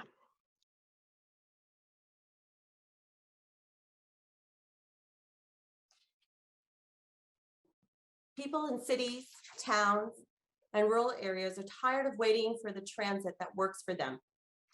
While Justin Trudeau loves talking about investing in transit, in too many cities across Canada, people are struggling with transit that is unreliable, expensive, and underfunded. Jagmeet and the NDP are committed to fare, free transit in cities across Canada to make life easier for families and to reduce our emissions. We will modernize and expand public transit in communities across Canada with the goal of electrifying transit and other municipal fleets by 2030. And we'll be an active partner in scaling up bus and train service between communities, something rural communities and commuters both need. We will permanently double the Canada Community Building Fund to support municipalities in moving forward on their transit projects and to stimulate local growth. Thank you, Aisha. Lloyd, you're next. I'll give you a few extra seconds, but not the whole minute. Go ahead. Thank you. And the municipalities are a key partner, and working myself with Mayor Guthrie and also with Mike Schreiner, the three of us are joined on issues around helping Guelph as a community and working with the current provincial government to try and get things moving. But we know we've had delays and obstruction going through the provincial channels on cost matching programs. So we've introduced programs through the Federation of Canadian Municipalities, as well as direct application programs with the City of Guelph. An example was the $5 million the city just got to create a circular food economy, scale it across Canada. And that was done as a direct application with no provincial involvement. So we look for those opportunities where we can work together on a direct basis.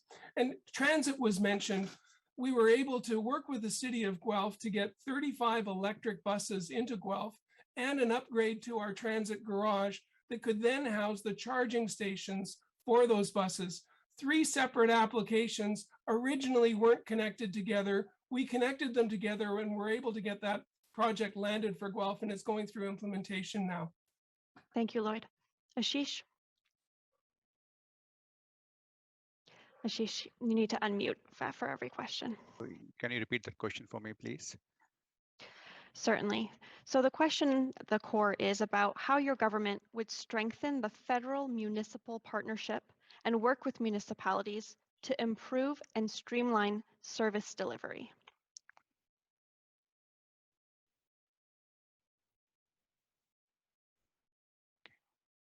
Okay, I think through Canada's, we'll have to go with the key building key infrastructure plans, which our Conservative Party has.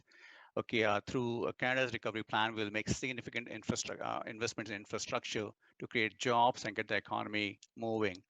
A modern Canada needs modern infrastructure. That means connecting all Canadians to high-speed internet and building the necessary transit and roads to keep people and goods moving. The Conservative government will immediately get shovels in the ground on these projects, including transit, road, rail, and broadband projects. Canada's recovery plan will immediately invest in critical projects that will put hundreds of thousands of Canadians to work, cut commute time, and reduce emissions. We will scrap the failed Canadian Infrastructure Bank and commit the money sitting unused on its book to infrastructure projects that can strengthen our economy. Thank you, Ashish. Michelle? Thanks. The Green Plan really focuses on giving municipalities greater autonomy. So we have, again, a list of things that should help them become more autonomous, such as working with the Infrastructure Bank to decrease their interest rates. We would plan to rename the gas tax the municipal fund. Also, 1% of GST that would go to housing and other municipal infrastructure, I think I mentioned before, and 3.4 billion for transport. So we want VIA across the country, and where VIA doesn't go, it would connect with light rail and with buses. So fewer highways, more public transit, and give the municipalities the autonomy to build those in their communities. They know their needs better than the federal government. Thank you. We're going to move on to the next section. We have only a few more questions left. We're on to climate change, and the first person to answer will be Lloyd. All parties have acknowledged the seriousness and need for urgent action on climate change.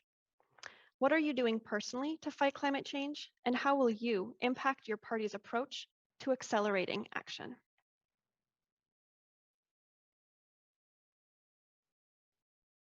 To get to the unmute button. Personally, my wife and I have had solar panels on our roof for many years, so about a decade now. We're doing what we can in terms of recycling and composting. I volunteer with the Guelph Tool Library and looking at how do we keep appliances from going into landfill. In our platform, we have right to repair legislation. We weren't able to get through the House in time for the end of the session, but we'll be reintroducing that legislation within 100 days of being reelected. Doing our part individually and as a community, Guelph is a leader in this area. I mentioned the circular food economy is another area that Guelph, reducing food waste, buying local. I sat on the Environment Committee and I also sat on Public Accounts. We're working on all this stuff as well at the federal government. Thanks, Lloyd. Ashish? Yeah, thanks, Shakiba, for that question here. And being a toxicologist, environment and climate change is very close to my heart personally. And I've been involved with this field for almost 22 years now. And I'm really proud to say that the party is very serious about with environment and climate change, and we have a great plan in that regard. And as Canada's conservatives, we have a serious plan to combat climate change that allows us to meet our targets and reduce emissions by 2030. We have an independent analysis conducted by Navius Research found that the plan would effectively achieve the same emission reductions as the government's current plan in 2030, while resulting in the boost in jobs and economy. We recognize that the most efficient way to reduce emissions is to use pricing mechanisms and not where the government's pockets save money.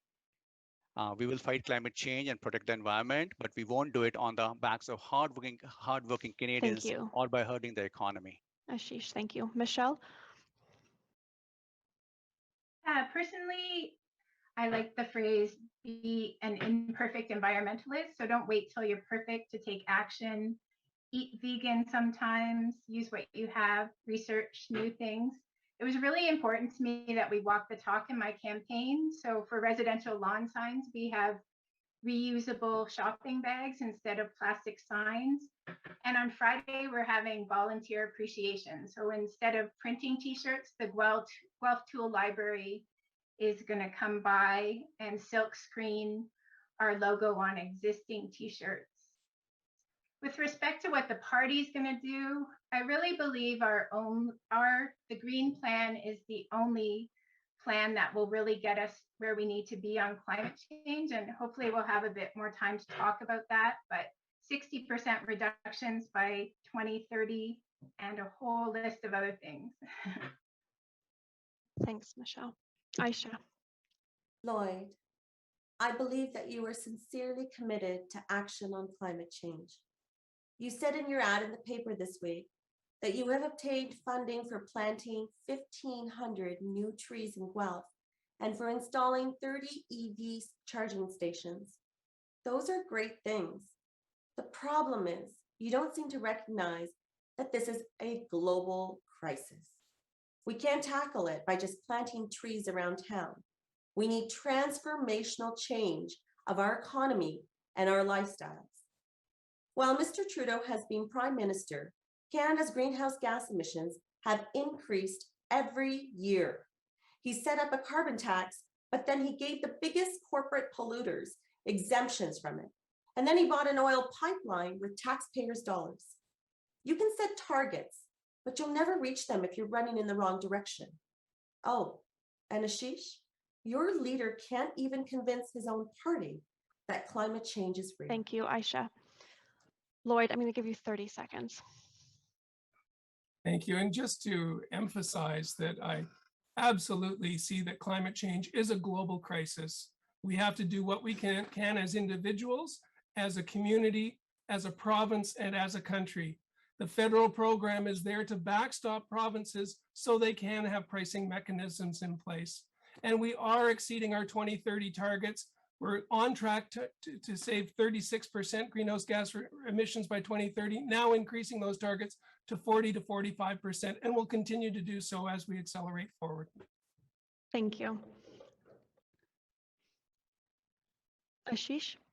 Yeah, I should just mention my name here. I'll say that again, that we are very serious about the climate change and environmental protection.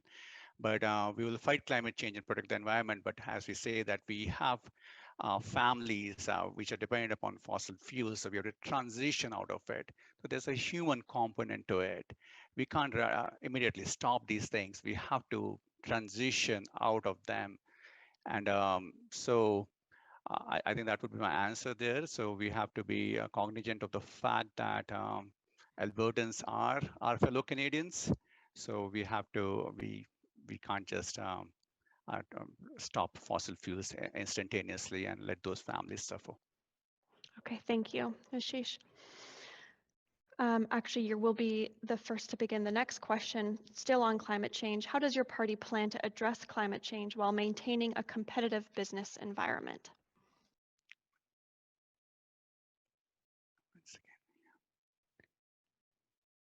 Okay, so I think I did address a couple of issues in my last answer. So it's just a continuation from the previous. And instead of like a carbon tax, specifically in that regard, instead of sending your money to Ottawa, we'll have a low carbon savings account to help Canadians make green lifestyle choices while allowing them to decide what works best for their family.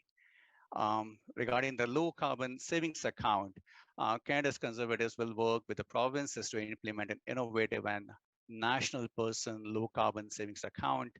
These LCSAs will incentivize Canadians to make greener lifestyle choices that reduce emissions while also allowing them to decide what works best for them and their family. The approach to carbon pricing leverages the fact that Canadians want to do the right thing and a better position than government to decide how and what works best for the environment. Thank you, Ashish. Michelle? As I mentioned before, I think the Greens are the only party with a realistic plan to actually move the needle for Canadians. We're the only party that will reduce emissions by 60% by 2030, have interim targets that are measurable by 2023, cancel all new oil and gas exploration and subsidies. So as she said, we can't just stop. And I agree, we can't stop, but we can't continue to expand. That's not the way to wind down. With respect to the second half of the question, we have great green innovation. So we're hoping to have entrepreneur and residence programs, increase R&D spending to 2.5% in line with other OECD average countries, and invest in research that's really been lacking. It's been decreasing instead of increasing. So we have this huge opportunity to get on the green future bandwagon. Thanks, Michelle. Aisha?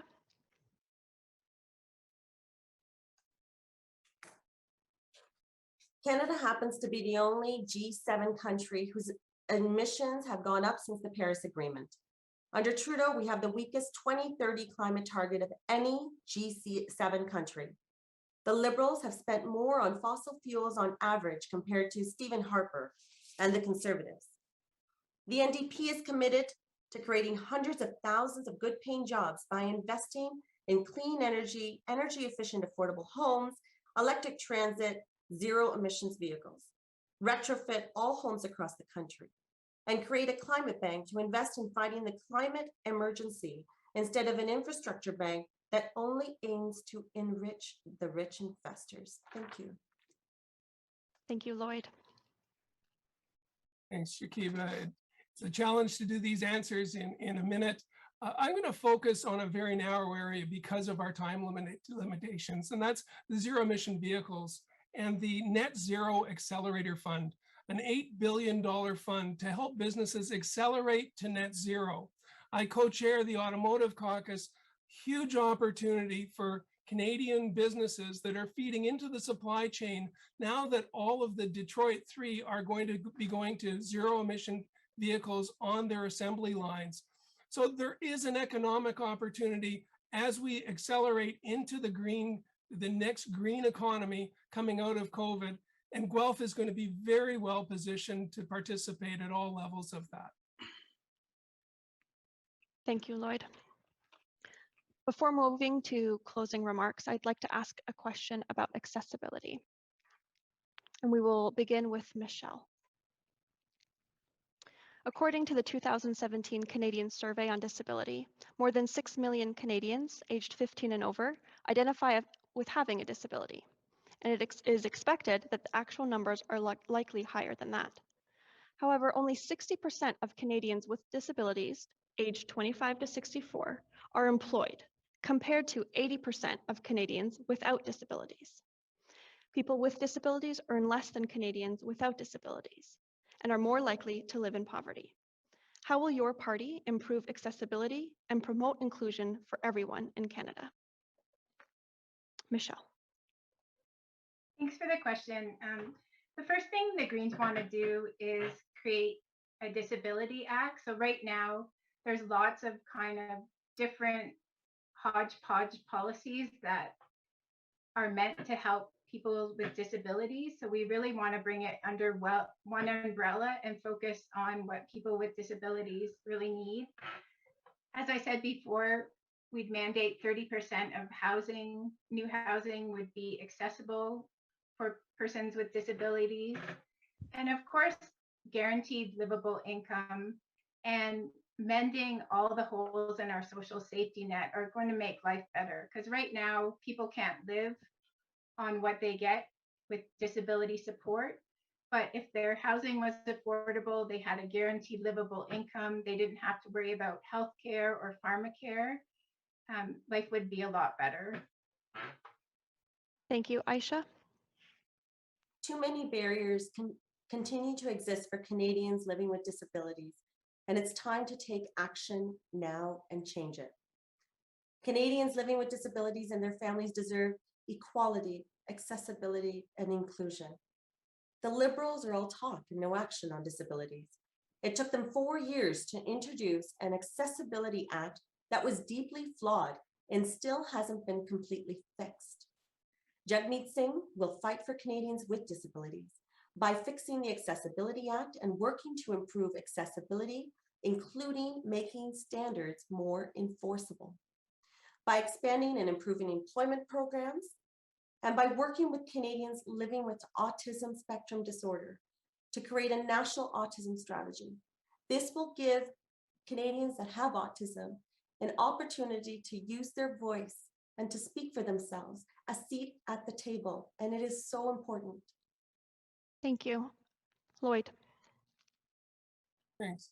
I was very pleased to be part of the discussion in the House over the Disability Benefit Act and looking at ways to improve people's access to employment and to get people out of poverty because of their disability. Over the last 6 years, we've been working on inclusion programs for people with disabilities. Some of those have ended up in downtown Guelph with accessibility to businesses locally, but we have to go beyond that. We have a labor crisis in Canada, and we need everybody to be able to participate at whatever level they're able to. So more flexible rules and regulations around employment of people that need to be accommodated. And that's something that we need to work on with our provincial partners as well. So the Disability Benefit Act is something that would be introduced early in the next session of Parliament so that we can complete the very important work of helping Thank these you. Canadians access the services they need. Thanks, Lloyd. Ashish? Thank you, Shakiba. I wish I had more than 60 seconds to answer this. This is a very important topic, and we must break down barriers for Canadian living with disabilities. Okay, and that's very important to me as a person, and very important to me, our party as well. Canada's Conservatives will have a plan to break down the barriers faced by Canadians living with disabilities. Canada's recovery plan will double the disability supplement, and Canada's workers benefit from $713 to $1,500, providing a major boost to lower income Canadians with disabilities on top of an increase in the Canada workers benefit. The most help will go to families where one member has a disability. Okay, and we'll also overhaul the complex area of disability supports and benefits to ensure that workers always leaves someone further ahead. And we will provide additional $80 million per year through enabling accessibility funds, which will help in this cause. Thank you, Ashish. Thank you to all of you. We will now move to closing statements. And closing statements will be presented in reverse order from opening remarks, which means we begin with Ashish Sachin, Conservative Party of Canada. Okay, thank you, Shakiba. Thank you, everyone here. And um, while the COVID-19 pandemic has presented our nation with unprecedented circumstances, I commend the sacrifices and hardships of frontline workers. That will involve Asia here as well, and the citizens in dealing with this pandemic. This election is a choice between a comprehensive conservative plan to deliver jobs for all Canadians and to restore proper management of public finances. This election is how we get Canada back on its feet and rebuild our economy and jobs and our way of life. September 20th, 2021 will be the third opportunity for Canadians to offer a referendum on a party and a leader who has expanded national debt to record levels, continuously engaged in ethical breaches and scandals, and has failed to deliver on promises time and time again. Erin O'Toole and Canada's Conservatives are the only alternative to secure the future, restore competence, transparency, and accountability to government, and to ensure Canada is never unprepared for crisis again. With our riding as a known leader in climate solutions, Guelph, in partnership with Canada's Conservatives, will have the necessary resources to build economic prosperity, and with your support, place Canada at the forefront of international effort. Should I have the honor to serve as elected MP for Guelph, I will dedicate my time in Ottawa to work honestly and with integrity to represent the interest of citizens of this wonderful city. Thank you, and God bless. Thank you, Ashish. Lloyd Longfield, Liberal Party of Canada. Thank you, Shakib, and thanks to the Chamber for having this discussion and getting to 20 questions. Congratulations on that. When we were elected, there was no pandemic. I can remember my priorities at that time were the climate crisis and how are we going to work together. A student at John McCrae School said to me, instead of politicians fighting each other, why don't you fight climate change? And I took that into my office and said, we need to focus on that question and how do we work together to solve the big problems like climate change. A few months later, we were hit with COVID. The same rule applies. We shouldn't be fighting each other.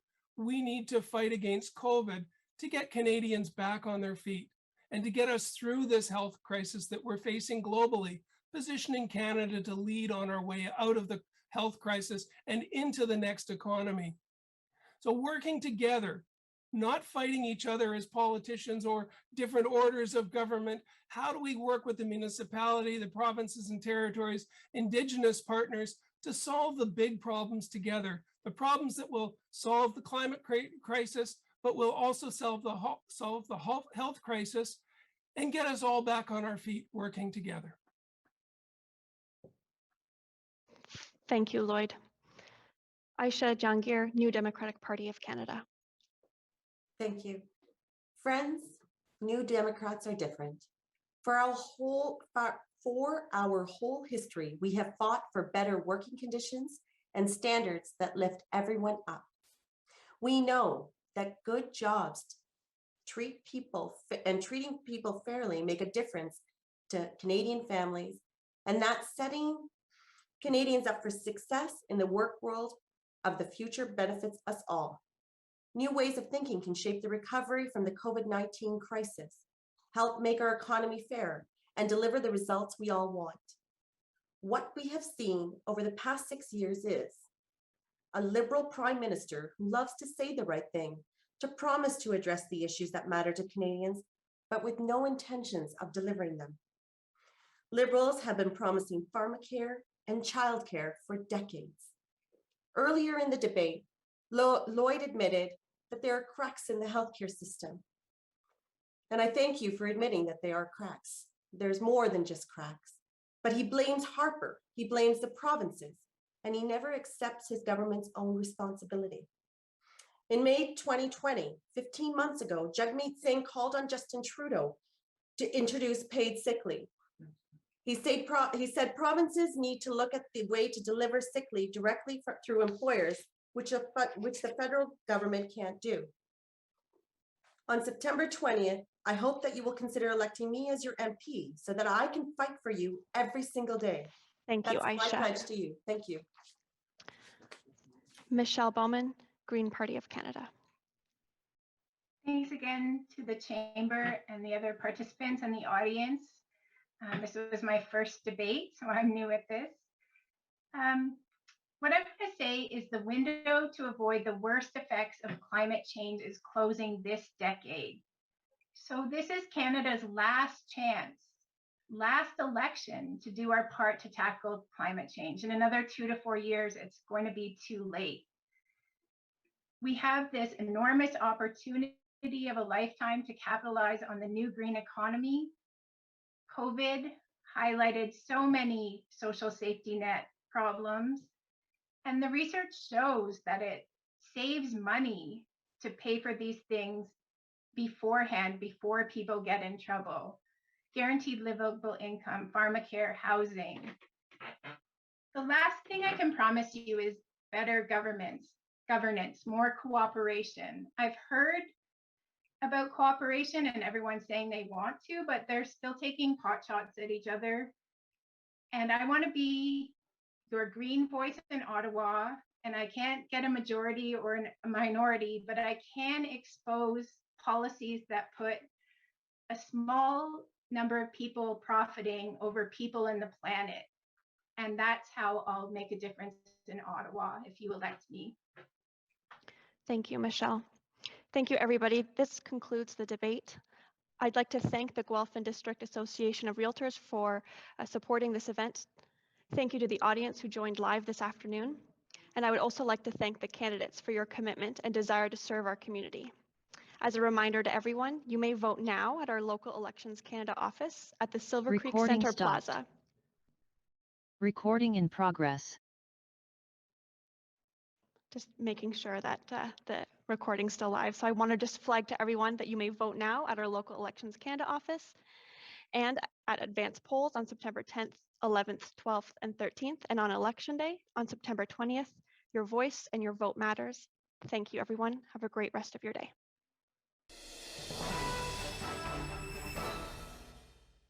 Good morning, everyone. I'm running in my hometown of Guelph for the Communist Party of Canada because this country faces multiple crises that the status quo cannot handle. 26,000 people have needlessly died in the ongoing COVID-19 pandemic because policymakers prioritize the demands of business over public health. The bodies of thousands of Indigenous children are still being unearthed from the sites of former residential schools across the country, all of them victims of genocidal government policies. Climate change, fueled by the profit motive of huge corporations, is spreading destruction across entire regions. Amidst all this, too many people lack basic necessities like adequate housing. I am running because we need real solutions to ensure a livable society for everyone. The Communist Party of Canada fights for human need, not corporate greed. We want to build 1 million units of social housing so that homelessness will be eradicated in this country.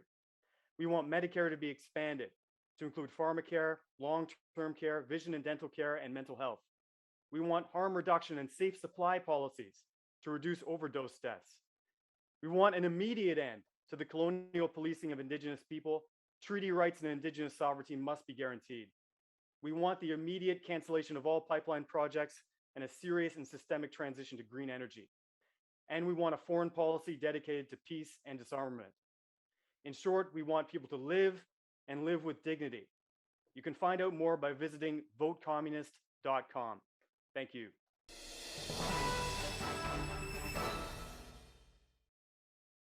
Hi, I'm Josh Lear, the candidate for the People's Party of Canada. Firstly, I want to thank the people of Guelph for caring. As Guelphites, we take pride in personal responsibility when it comes to the environment. We bike to work, we grow gardens for bees. So let's stop blaming ourselves for the world's pollution. Let's not tax ourselves into poverty. Instead, let's pat ourselves on the back and spread this same pride and passion across the cities of Canada. This election is a pivotal point in Canadian history. You have the power to lead Canada down one of two paths. You can vote for the PPC, which will ensure Canada remains a free and democratic society, one where you retain the right to choose which medical treatments you undergo, a country in which you're free to criticize your government and its officials without fear of censorship, a nation where you're free to live without being tracked and traced. A vote for the PPC means a vote for liberty, personal responsibility, the pursuit of prosperity, and a community free of segregation. If you decide to vote for a different party, you're choosing a darker path.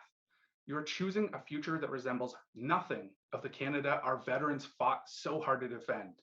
You're voting for more lockdowns, more medical coercion and tyranny. You're voting for a vaccine passport that will never go away, but it will destroy our small businesses, and it will decimate our economy. A vote for any other party is a vote to segregate the population. The traditional parties want to put vaxxed against unvaxxed. They want to put those for the passport versus against the passport, mother against daughter. They want to divide and conquer us. But on September 20th, you decide our fate. Please choose the path to freedom and prosperity. Vote for me, Josh Lear. Vote PPC.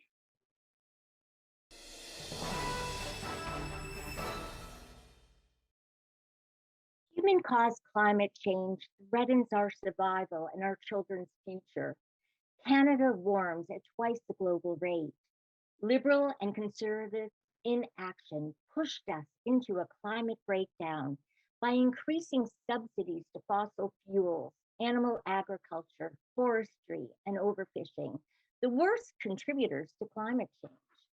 We now face life-threatening temperatures, rising food prices, food and water shortages, housing insecurity, and our forests are burning and our glaciers are melting. Our scientists warned us inaction would lead to an ongoing climate devastation we are only now starting to feel in Guelph. Liberals and conservatives dole out billions in tax dollar subsidies to the animal agriculture, fossil fuel, forestry, and fishing industries. Animal agriculture is killing our planet. It wastes our water, devours energy, destroys our forests, pollutes our air, and kills off our wildlife. Plus, it decreases human health and normalizes unthinkable cruelty for billions of farm animals. It contributes up to 51% of global greenhouse gas emissions, according to the World Watch Institute. Plus, it raises food costs because it grows food for livestock and not humans. Liberals and conservatives won't protect the citizens of Guelph. The Animal Protection Party has a plan out of the climate emergency. My name's Karen Levinson, and I'm with the Animal Protection Party. Vote September 20th. Thank you.